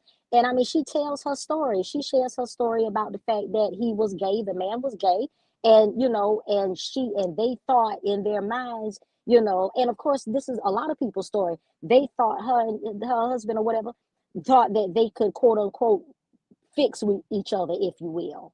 They felt that they could, quote unquote, fix each other. Growing up being cogent, obviously being gay and being cogent wasn't gonna fly, or whatever the case is. So they tried the marriage thing. A child was born out of the experience, but she still felt attracted to women. In her soul and in her spirit, the gentleman that she was married to, he was gay or whatever the situation is. But I distinctly remember something that when I called her on the phone, when me and her talked, and whatever. And this is not personal per se. I mean, I feel like this is part of a testimony, if anything. But one thing that she did say when I called her on the phone that time, I said, okay, can you help me understand your journey? Can you tell me your story? Can you help me, see how you ended up here? Can you do all that? So she explained it. But then I asked her, I said, okay, but you felt called to the ministry way, way, way, way back as a teenager. Like, you felt called of God, even with your struggle, because back then you was, quote unquote, struggling. You hadn't given in to, you hadn't accepted the fact that you were a lesbian. You were still in the, quote unquote, struggle, if you will. At what point, see, this is why it's important to give people a chance. Because I asked her, I said, at what point did you go from being in the struggle, if you will, or being in the closet, or whatever you want to call it, to now you out and everybody know it, and that's that? What happened?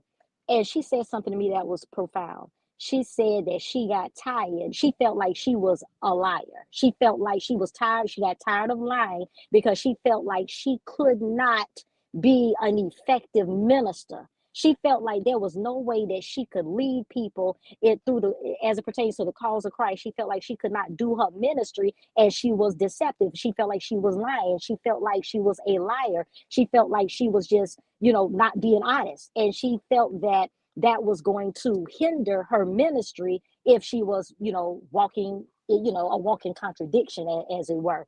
I mean, she even said to the point where she used to, she had her girlfriend and all this type of stuff, but they would tell the people at the church, "Oh, that's my roommate.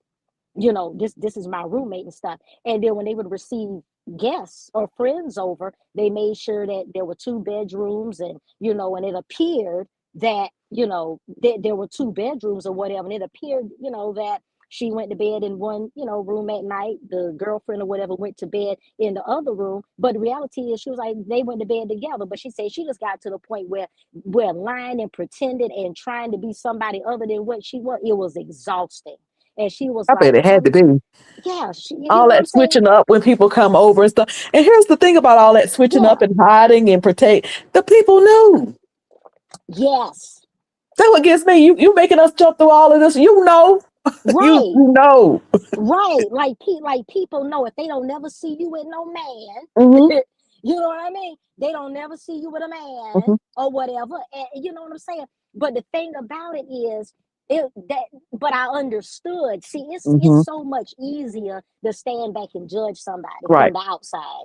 It's so much easier to be like, "Oh, child, why she doing this?" It's easy to do that, but to me, I feel like it takes a measure of social responsibility before you just judge somebody and say what they shouldn't be doing. Sit down and talk to them, and then you can understand. You still might not agree after they tell you, but at least you had the conversation. Yeah, exactly. And that's what people are not. They're uncomfortable with having that conversation. And I wonder why people are so uncomfortable with having the conversation.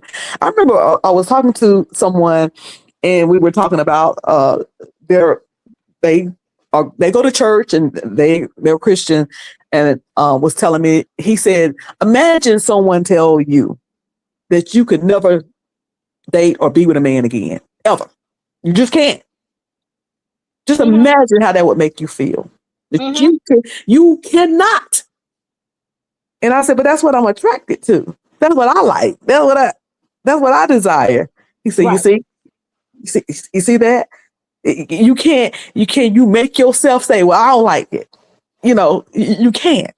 But people don't want to have that conversation. They don't want to understand. It's got to be their way. It's got to be their way. Anything they don't. And here's the thing: I ain't got to understand in the way that people put it. I don't have to understand somebody else's sexuality. It's not mine. Right. I ain't got to understand it. I ain't even Right. got to accept it because I ain't got to do it. But I can Right. respect. I can respect people, and I'm an ally, so I'm just saying that as an example. But Mm-hmm. I can respect people. Exactly. And I think I honestly think that that's what the church is missing. I mean, because, this whole thing, if that gentleman, what does the scripture say, God, if he made that comment about not wanting to talk to a person unless they believe like he believes, I mean, that is so backwards. But as a matter of fact, he is really not even carrying out the commission of Christ. It says go out into the highways and the hedges and compel. And So compare. so Hmm. if in order for you to evangelize people and compel individuals, that means that you got to go and talk to people who don't believe like you believe. Right, right. And it shows absolutely no love. With love and kindness have I drawn thee. A new commandment I give thee, that ye love one another. How you love one Exactly. another shows you my a disciple indeed. The way they speak shows no love, and they say, "Oh, this is tough love. I love them. I tell them the truth." That you ain't gonna draw Exactly. anybody talking to people like that because they know they don't want people talking to them like that. And if they Exactly. do something wrong with them. Just like that old mean ass, Mother Kelly. She's mean. He mean, oh yes, he is. Mother Kelly is mean. I did a little skit Hmm. on my show where I pretended like I was calling her on the phone. Mother Kelly is just downright mean, and it's not okay. I mean, she gets in the pulpit and uses those, sexual orientation pejoratives, calling men, sissies and all this type of crap. Hmm. That's not okay because the thing about it is, I wish these church leaders would submit to some type of of scholarship or training or school or whatever. Even when you go out there to the Pew Center is one of the main research hubs for the church. And when you go out there to the Pew Center and you look up the suicide statistics among Christian individuals that are in the LGBTQIA plus identified, you will see that those numbers are staggering. They did a study to find out. They wanted to get the numbers of how many I did Christians that people that say they are Christian or whatever that actually committed suicide over the past 5 years, and then the ones that have attempted. And Mm, what do they find to be some of the greatest burdens? And they disclosed in the survey that some of the greatest burden is the feeling of a lack of community within their faith community. It's the faith community, because mm, really and truly, like the quote unquote gay churches, the gay churches were born out of the gay church was addressing a deficiency within the mhm. mainstream church. That's why Right. they exist. Exactly. And That's why it exists, because yeah, you have a people who still want people ain't got to go to church. You know what I'm saying? right, So if they go to church because they want to, there's right, other places they can go and be and want to be a part of, but they want to be a part of the church. They want a connection to God and to other people who love God. And exactly, so that church met that need. It met that exactly. need. Here's the Smart Show. Thank you for coming in. Y'all make sure y'all subscribe to the Smart Show. He does small, short clips. They're nuggets. He will get the message to you real quick and humorous. And he can sing too. And you can. I, And he's a musician. I have to The check him Smart. out. I never saw him before. Yeah, yeah. He hangs around that B sector a little bit. He's Oh, known okay. around them parts. He don't do none of that stuff. He just, he just we know him around them parts. But But Bro Cruiser, that mhm, that conversation, really seriously, that conversation needs to be had.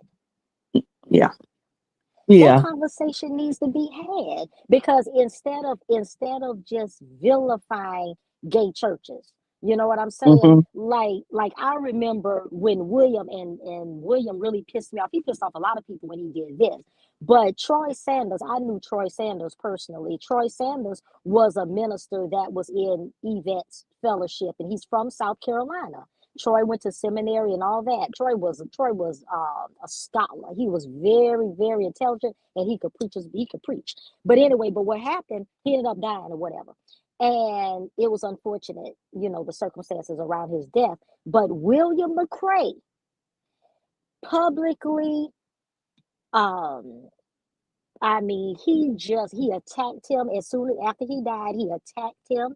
He came out and said some awful, awful things about him, awful allegations about the circumstances, around his death, where he died. I mean, it was just demoralizing. I mean, it was just one of the most disgusting attacks on a recent person that died. It was, I can't, that's why William got his behind kicked by what's the individual's name? Oh God, what is But Raquel? Remember when oh William yeah, got yeah, yeah, yeah. yeah, yeah, That was just a few months ago. yeah, because William opened up his mouth. He was very disrespectful about Troy. And then he had the nerve to go up in vision. See, this is why something is wrong with William's mind. I'm convinced of it. Because after William did that, he then went into an environment where Troy was very much so loved, and people were grieving his death because he had just died. And then Raquel Henry came across that church and, snatched up on William. And then William went live talking about, I never lost my hat, though. I never lost my hat. Then I'm like, you need to lose more than your hat, okay? Because that was just wrong. But William thinks that that's okay. He thinks that he can just say these mean, hateful, ugly. There's no God in that. God is not mean and hateful and nasty and disrespectful Yeah, and nobody's interested in you know find that humorous. It's not cute at when you're all. dealing with people's lives. But you can't tell William nothing, and that's why he's not growing the way he should be. He's been out here all these years and still, still in the same place. It doesn't make sense. It just, it's embarrassing. It really is a sin. But like you said, he's frozen in time. He's not going, he's never been anywhere. He's not anywhere now. He won't be going anywhere because his character is shot. William seems to have contacts. He seems to know everybody. He seems to be able to, contact anyone. People, everybody seems to know him, but nobody likes him and nobody trusts him and no one respects him. I think people hook up with William out of utility. Like, I think people become friendly with William because they find him as a utility, somebody that he can use. They use one another, but it's not a genuine relationship. That's why I knew that him and this connection with Larry wasn't going to work. And he was in fellowship with Bernard several years ago. They fell out, and now he's back in fellowship again. But I think it's because of some mutual utility. Yeah. Yeah, there's always it's always something that William needs when he's dealing with people, and I think that sometimes people, they have a need too, and they be like, okay, William's it, because he's resourceful. He's resourceful. It's just too bad he couldn't use any of those resources to further himself. Exactly. Give me a break. And you know what? I think, and this may not sound like the nicest statement, and I don't mean it in an ugly way, but I just think it's a fact. I think that one of the biggest, most well attended funerals that will be held after COVID will be whenever William passes away. I think people will be standing up in the yard, Oh yeah. that funeral will be well attended. You will swear it was the president or somebody. Oh yeah, absolutely. Absolutely. Honey, I'll probably be one of the ones that'll be around here, Yeah. And Um, 90% of the people that will be there will not be mourners. They'll be celebrants. and it's shame to say, Yeah. but you can definitely, for those of us, I mean, I have a love-hate relationship for William. Exactly. Uh and it seems more, some people would say, well, Cruiser seem more hate than love, but you know, that's old William. I just expect out of William exactly what he do. I don't expect much more from him.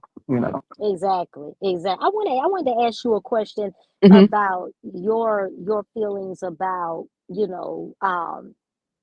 the Larry Reed, situation, like from the time he broke up with Bernard up Hmm. until now, and then the fact that because this has always kind of like just boggled my mind with Larry started off, being a mainstream, minister. He was in the Hmm. mainstream church, and then he kind of reinvented himself and became a quote unquote prophet, if you will, and then was trying to sing and all this type of stuff. My question is, do you, with all of this evolution of Larry's gone from being a mainstream minister to, he's a self-proclaimed root worker. I actually heard him say that. Dabbling in the occult, the hidden, if you will. Do Hmm. you kind of feel like Larry genuinely believes some of this non-traditional stuff that he is engaging in, or do you really think it's a gimmick and he really is more traditional, but he thinks that it's more, more in vogue to pretend to be something else? I It's hard for me to say because I don't know Larry. I'm one of the few people that's probably in the church sector that never really followed Larry. I always knew who he was or who he Mm-hmm. is. But I never really followed his shows or watched a lot of his shows. So I don't know really what he taught before. I know he used to do shows where the people would come on and he would talk about some of the stuff that was going on in church, but I never knew what his belief was. So it's hard for me to say. I don't know whether it's something, because I understand being one way and then changing. I get that. I used to be a Pentecostal Christian. To this day, I don't wear earrings, no makeup. Don't do this, don't do that. I didn't listen to secular music, and all of that. And now I am a person that don't follow that. I no longer believe that that people who are homosexuals are living in sin. I no longer believe that a lot of stuff. That if you go to down to the night lounge, you're sinning. I no longer. So a lot of that stuff I have let go. Now it's not to the extreme like Larry, where I'm, believe in, hearing from deceased people and, you know, dabbling in fortune telling or however you say it and stuff like that. I'm trying to stay respectful because I respect what people do. It's their choice. So I don't know. I don't know whether that's something that he's coming to. Maybe he's never really believed in the Christian faith. Maybe he was just going along because that's how he was raised and that's what he was brought up in. He was a musician. So maybe he never did.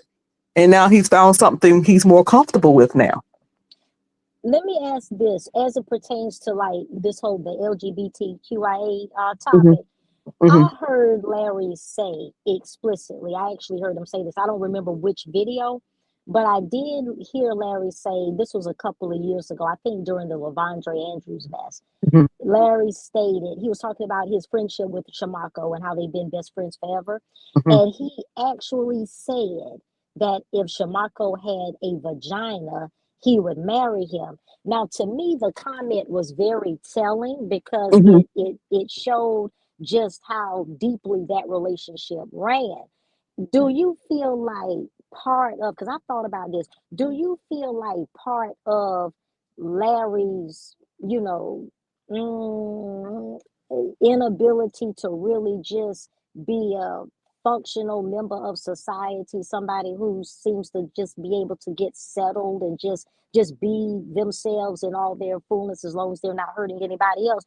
Do you feel like that Larry is kind of struggling with who he is, trying to maintain a social expectation of sorts? Like, do you feel that that's the case, or do you feel like he's pretty much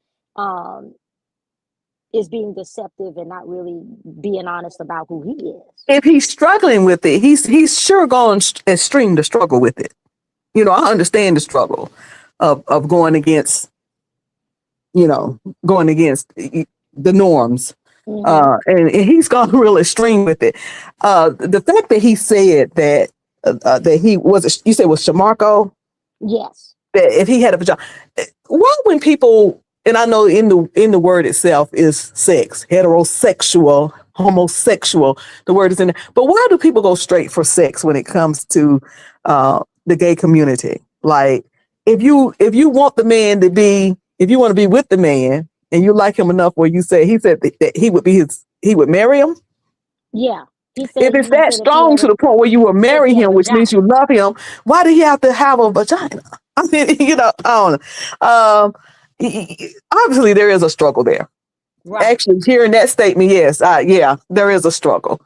Right. There is a struggle. Yeah. And you know what? You make an excellent point about why does it automatically have to be associated and affiliated with sex? That is true, because you have situations sometimes where individuals are deeply attracted to the same sex person and it's emotional, and they've never had sex. But it's a very deep, intimate connection, but it's not sexual in nature, even though the attraction is present. That's a very good point, because you are right, because it's almost as if automatically when you think, anybody that's in the LGBTQIA delegation, you automatically, it's like sex is put there first. It's like sex first, and everything else falls in line behind that. And I mean, you're right, because there's a lot of people, especially like the old school, folks that have been in these partnerships for 30 years. You know what I'm saying? Like these old school relationships. And I mean, they've raised their children together. They've been together. They bought a house together. Their life partners, and it's almost like they've done life together to the point where nobody's even associating sex with long time partnership, because there's so many other things that factor into that relationship, that sex is just a byproduct at that point. Right, right, yeah. And even, being married to heterosexual, I'm sure, anybody who's married, um, how big of a part of is the sexual part is it in your Exactly. whole relationship? Waking up together, going to sleep together, raising kids together, paying bills together, going to church together, watching TV together, enjoying social things together, being there for each other in each other's hard time, comforting each other, encouraging each other. I mean, Exactly. it's so much more to it. So if you say, especially if, in my opinion, he's bisexual, because it's out here that he's been intimate with men. So if you say you would marry this man, it's like, why would that stand in the way? But Exactly. that's Exactly. interesting. And it does speak to it, it's almost as if he's articulated some kind of conflict that he has within, because if this whole idea of, he said he would marry him if he had Right. a vagina. Well, Mm-hmm. he don't have a vagina, but he's interested, but he loves this man to the degree that if that biological thing was different, so the feelings are there, the love is Mm-hmm. there, the desire to be a life partner with this person is there, Yeah.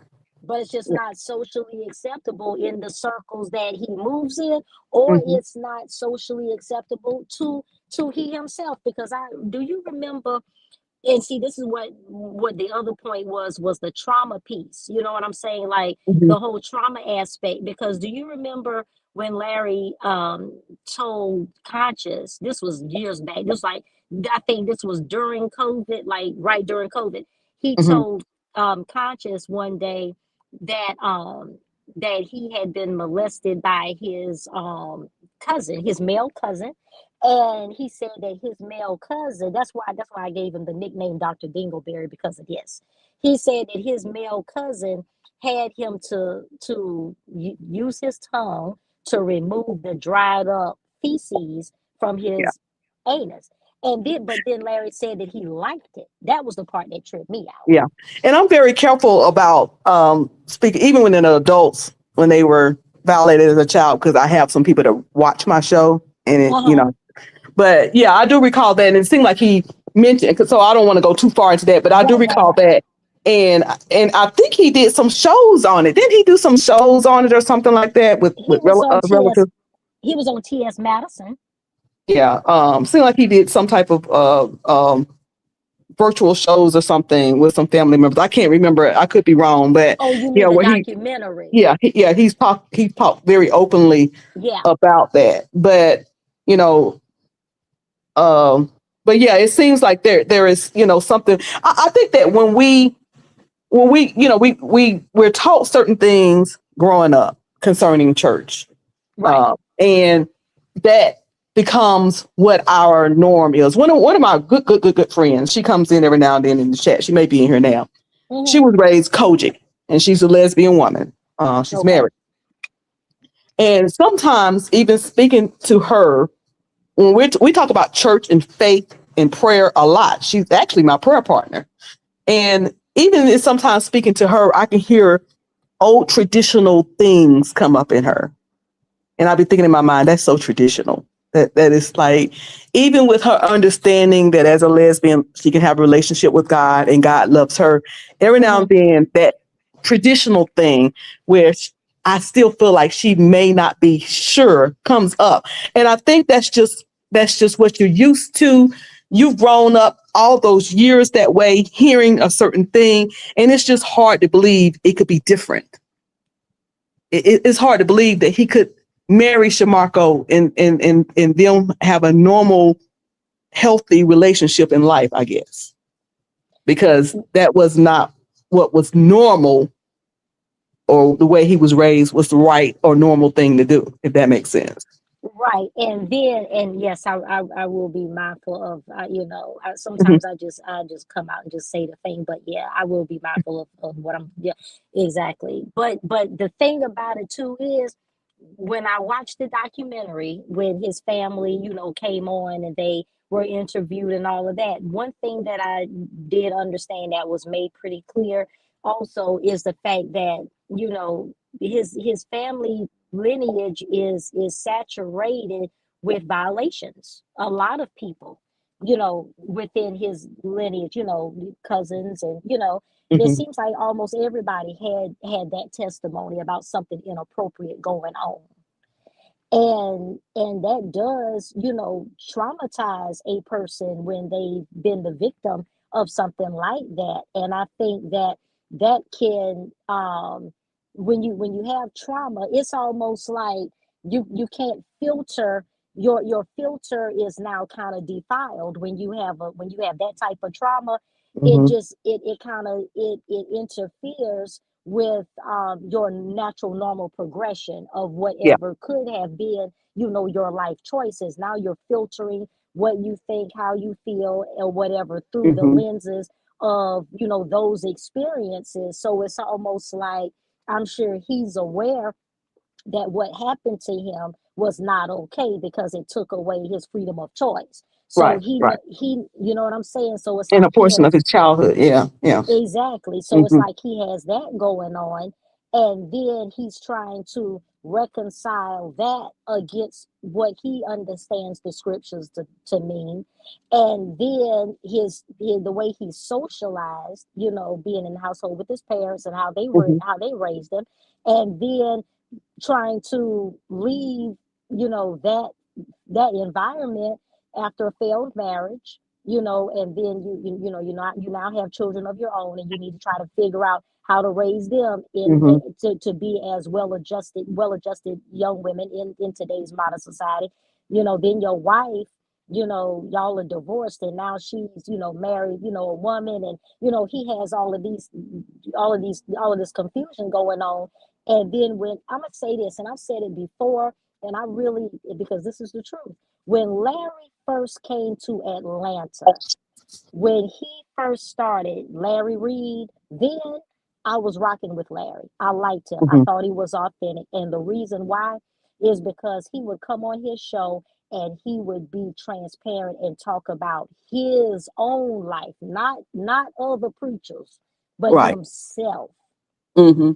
And he was chronicling his journey and how he was starting his life over. He would cry and all type of stuff, and people could relate to Larry in one way or another. But then I think he just something sinister got in there and contaminated him, and before you know it, the spotlight is no longer on self, and now it's on all of these preachers in Atlanta and trying to tear folk down. And that's where I just kind of turned on Larry, because I figured, man, you've moved to this town, you've moved to Atlanta. That's a hard city to play. It's almost like New York is a hard city to play. You Hmm. know, you can't just come and to a place like Atlanta and just lose your mind, making up a whole bunch of enemies. Like you Yeah. never recover. You know what I mean? Hmm. His name is mud in the church. His name is mud in the entertainment industry, because the church and the entertainment industry overlap. It And does. Hmm. you know what I'm Yeah. saying? And so it's just unfortunate, but I do feel that we need to have more conversation. I really Yeah. do. Yeah. Judge T, Alicia Thomas touched on that Hmm. last night of who is this guy? Is the truth is the one I originally met and watched? Is that the real Larry Reed, or is this person now the real Larry Reed? She when she was doing her video a couple of nights ago, she struggled with that in that conversation, with her thoughts on that, Hmm. concerning, and like I said, I knew of him, but and I mostly knew of him. I used to like to watch. I used to watch little, like if he had somebody on there and he was, somebody I knew and he was going to talk to him, I would watch. But I didn't watch him or follow him, especially when he started the church. I guess the virtual church. I never Hmm. followed any of that for no other reason than I just didn't. Like I don't follow Hmm. a lot of people, so I don't Hmm. know him as well as others. I only Hmm. know of what we see now. Yeah. Yeah. I Mhm, mean, I agree. I mean, I haven't looked at Alicia in a long time, but yeah, I mean, that's true, because with Larry, And in all fairness, and I'm not saying this to be funny, because I mean, I have really cussed Larry out several times already, so I'm not trying to cuss him out right now. But what I am saying is, to be perfectly honest, I do not think that Larry really has found himself. I don't think that he really honestly knows yet who he himself is. And that's the truth. Yeah. Somebody in the chat, Matt said, you speaking good, Cruiser, staying neutral. I'm not really trying to stay neutral on this. I just don't, it would be unfair for me to say too much because I literally don't know him. The way others who's been following him for years know him from, seeing him on here. I haven't followed him like that. So I can't, I'm familiar with some of the stories I'm familiar with, and I hate what happened to him and what happened to any adult person when they were a child that was in any way violated, in his, from what I can see, his family, they're smart people, creative, talented. So I hate that happened to him and in any others. I had a pastor once, Sedalia Cole. I talk about him every now and then because he's the most interesting, probably one of the most interesting pastors I ever had in Killeen, Texas. He used to talk about his experience with his brothers growing up and how that formed his life. He went on, once he got older, he went in the military and, had, lots of baby mothers and questioned himself at times. Was never able to marry. I think he had been married 3 times before he finally stopped and stopped, trying to, he said when he first went in the military, he drank a lot. Of course, obviously had a lot of relationships with women. He had like 9 kids, was married 3 times. He said when he stopped trying to self-medicate himself and he went into counseling, and he didn't go into any, he said by this time he was in the church. He didn't go into any Christian counseling. He went into real, and I'm not saying Christian counseling ain't real counseling, but I always say if you need your tooth pulled, you ain't going to pastor. Right. If your appendix need to be removed, you're not going to evangelist so-and-so. So when he had to deal with it in counseling, what happened to him. So I hate his that was his past experience, and I'm glad that he, is able to move through life. But maybe, hopefully he continues always, because I think it's a lifelong thing. Counseling I don't think it never stops. Absolutely. But yeah, a conversation. I do agree. A conversation should be had, and it would be interesting to see. Absolutely. I mean, to me, I feel like, oh my gosh, like if that conversation could be truly had, and if everybody would just come to the table and just be honest and open, I think that would facilitate a lot of healing. Because, when you have like Reverend Leach, oh, speaking of Reverend Leach, I heard him on his channel. This was before he, made that off the chain video. I think it was, maybe 2 months prior. He actually made a comment. He was criticizing some other minister. I think it was the girl that let me see, the first lady embarrassed her. She was a worship singer, worship leader. Oh yeah. Mm-hmm. I believe that was the video, if I'm not mistaken. Anyway, and Reverend Leach made the comment that he had a brick and mortar church at one point in time, but he stepped away and went and sat down because he didn't want to damage anybody. Now that was very telling. Yeah, that was very telling right there. I heard him say that. That was very telling right there, because my thing is, first of all, number one, if God called you to pastor, and if you didn't just go to, to choose that career path for a coin, but if God actually called you to pastor, and then you say, well, I closed my church because I didn't want to, hurt anybody. I didn't want to bring harm. Well, why would you be bringing harm, pastor? Yeah. In What would you be doing to bring people harm? Yeah. Exactly. And if God called you, so then that made me wonder, well, did God call you to the pastorate? Or did you think maybe you were called and discovered later that you weren't?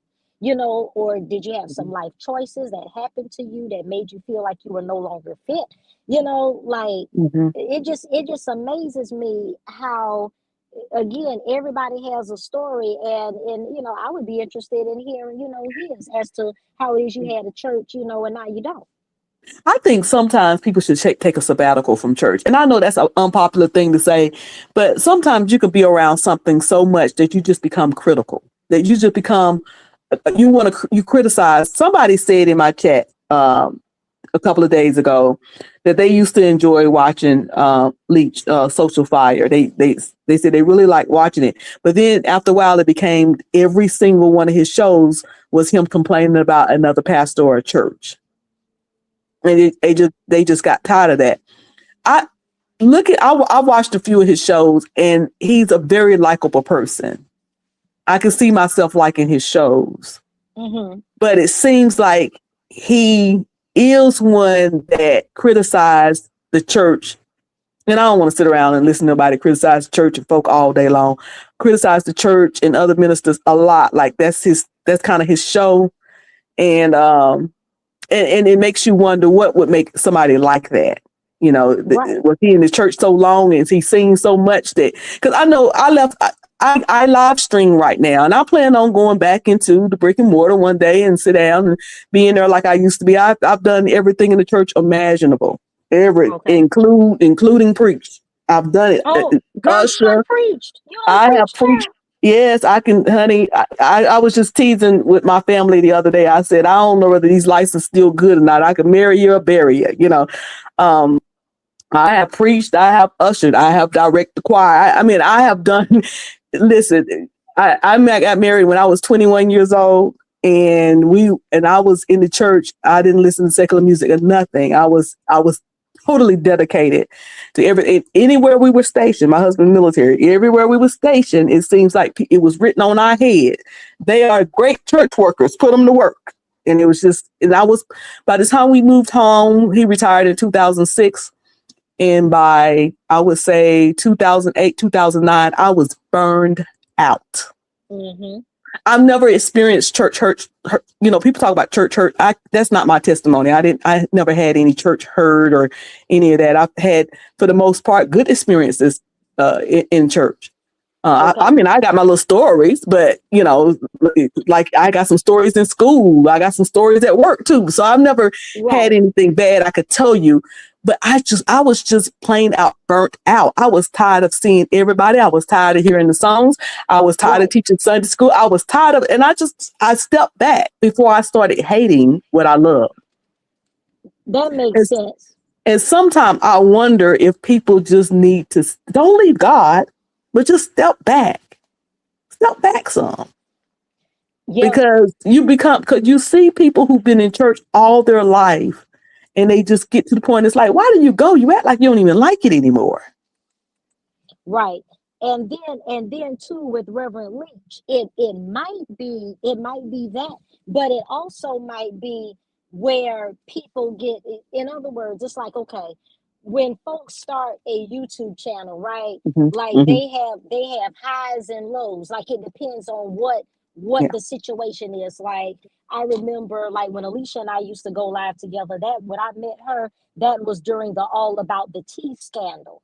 Hmm. So it's like during that scandal, I was one of the main ones that would provide commentary. Child, and all my videos had like 12, 13, 14,000 views Hmm. because of the topic. And it was, it was just, people were very interested because it was just a hot discussion. After that died off, then the views kind of died off, and I kind of died off with my Hmm. commentary because there was nothing else interesting going on that I wanted to talk about. And what I'm saying is, I think that some people, like with this preacher, I think that he started talking about the church and criticizing ministers, and that became his brand, and now he can't give it up. because he probably doesn't have anything else that he can talk about that will make people pull up, because the people that listen to him habitually, I mean, like his subscribers, that's they got their notification set, child. Like every time he do a video, they pulling up, and that's because they want to hear the consistent criticism of ministers. He's Could be. Yeah. curated, yeah, he's curated an audience. So he has to satisfy that audience and provide commentary that audience is going to consume. Because I guarantee you, if he started talking about the importance of deliverance ministry, or started talking about let's do a Bible study in the book of John, child, ain't nobody Yeah. pulling up over there. Yeah. Ain't Yeah. nobody Yeah. pulling up. Yep, you gotta maintain. Let me ask this, and this is gonna sound like an odd question, but I'm just curious because I have some suspicions about him, and I don't want to call him a male chauvinist. Do he have women guests on his show? I don't recall seeing any guests other than Walter Joe. What's that man's name? Walter Jones. You Okay. know what I'm talking about? Yeah, yeah. I think he was on. He was the one. He had three people on the show that I watched, and I think that was one of them. Okay, yeah, I've Mhm. only seen, the few times that I've looked at his channel, and the thing about it is, like, his channel is almost like when I'm in YouTube or whatever, his channel will kind of be recommended by Mhm. by YouTube, right? So how I even started looking at him most recently, or what even put him on my radar, period, was when Thais did his clapback video about Mhm. Reverend Leach's initial video. So that's what made me go and listen to the initial video, was what Thais was saying. I said, well, what in the hell happened? Let me go over here and Mhm. listen. And then I went over there and listened. I was like, what's wrong with this gentleman? Let me go ahead, like that. Mhm. So, but I don't really listen to him, like that per se. Okay. But when I was looking through his channel, it appears that everything is pretty much him. Yeah. Yeah. Well, the few times I watched, he's had other male ministers up there. I don't know. It was one particular show I watched all the way through, and he and I don't want to falsely accuse him like he's like he assumes stuff like he must have passed. I'm assuming, and if we wrong, forgive me because I hate to misrepresent people, but I think he was Uh-huh. talking about Sean talk show, and he said a panel full of lesbians, and it was like one lesbian up there. So I don't want to be like him and assume stuff that ain't so. But he gives me the impression that he one of them people that really don't appreciate women ministers, women pastors, women got too many voices. I don't know. I have a lot of opinions about him based on just a few things, watching him a little bit.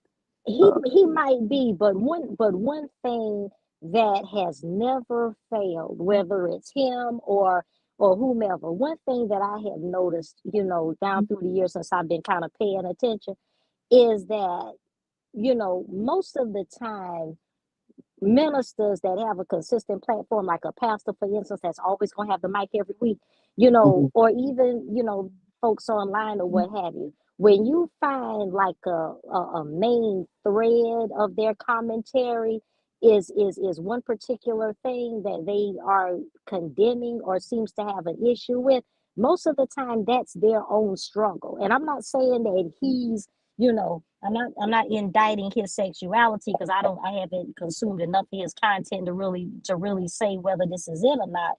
But I mean, I just remember, for instance, like God, God bless the dead and everything. And this is not an Mhm. indictment on, I don't believe in, disrespecting the Mhm. dead. I really don't want to disrespect anybody, to be honest. But Mhm.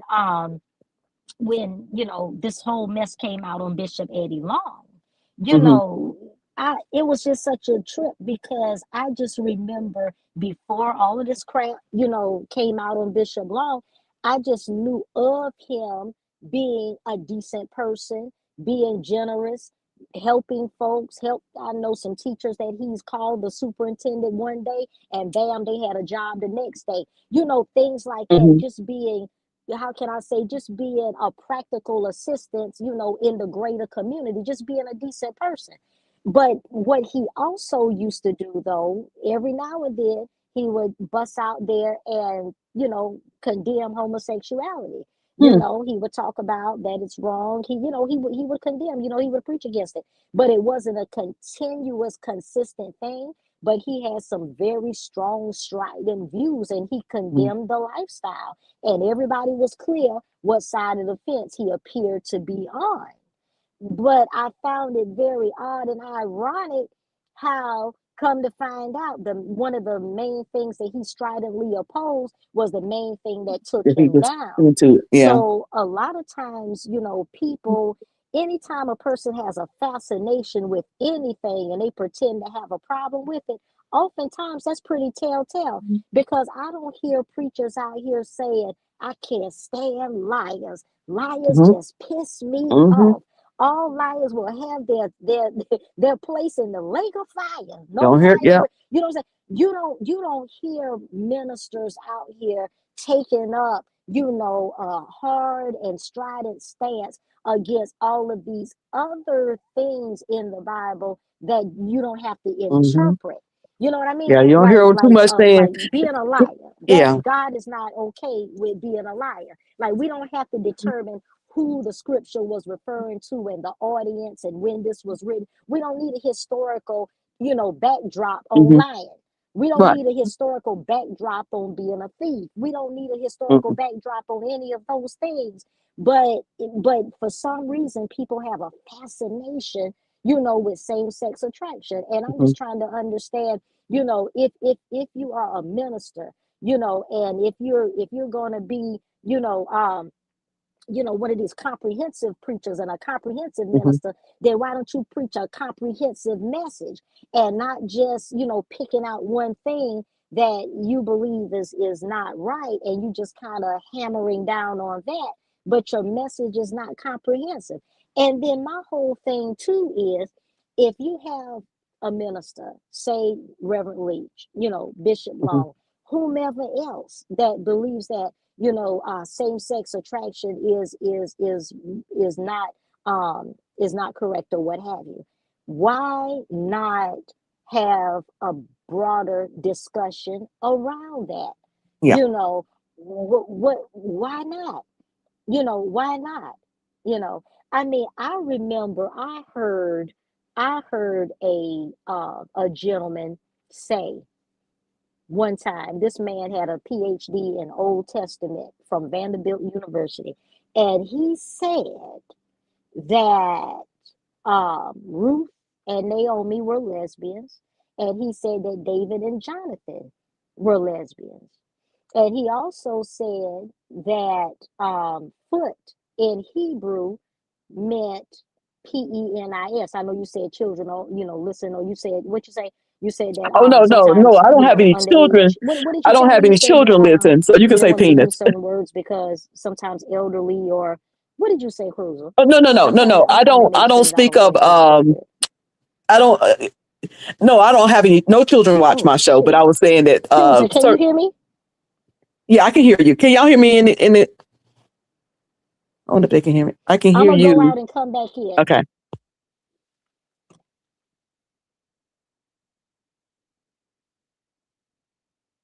Can y'all hear me in the audience? I'm wondering if I'm back. Can y'all hear me?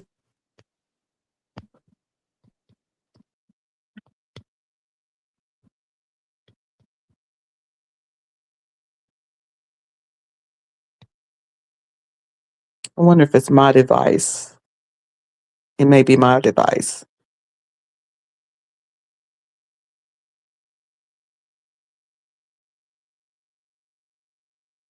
Is anyone able to hear me? I did kind of put myself out and back in. I don't think y'all can hear me, so I'm going to get with Dr. Blue when we can come back and do, because I want to talk some more with her concerning this, but I don't think I can be heard anymore. So I'm going to try to come back. Let me try to fix this and come back.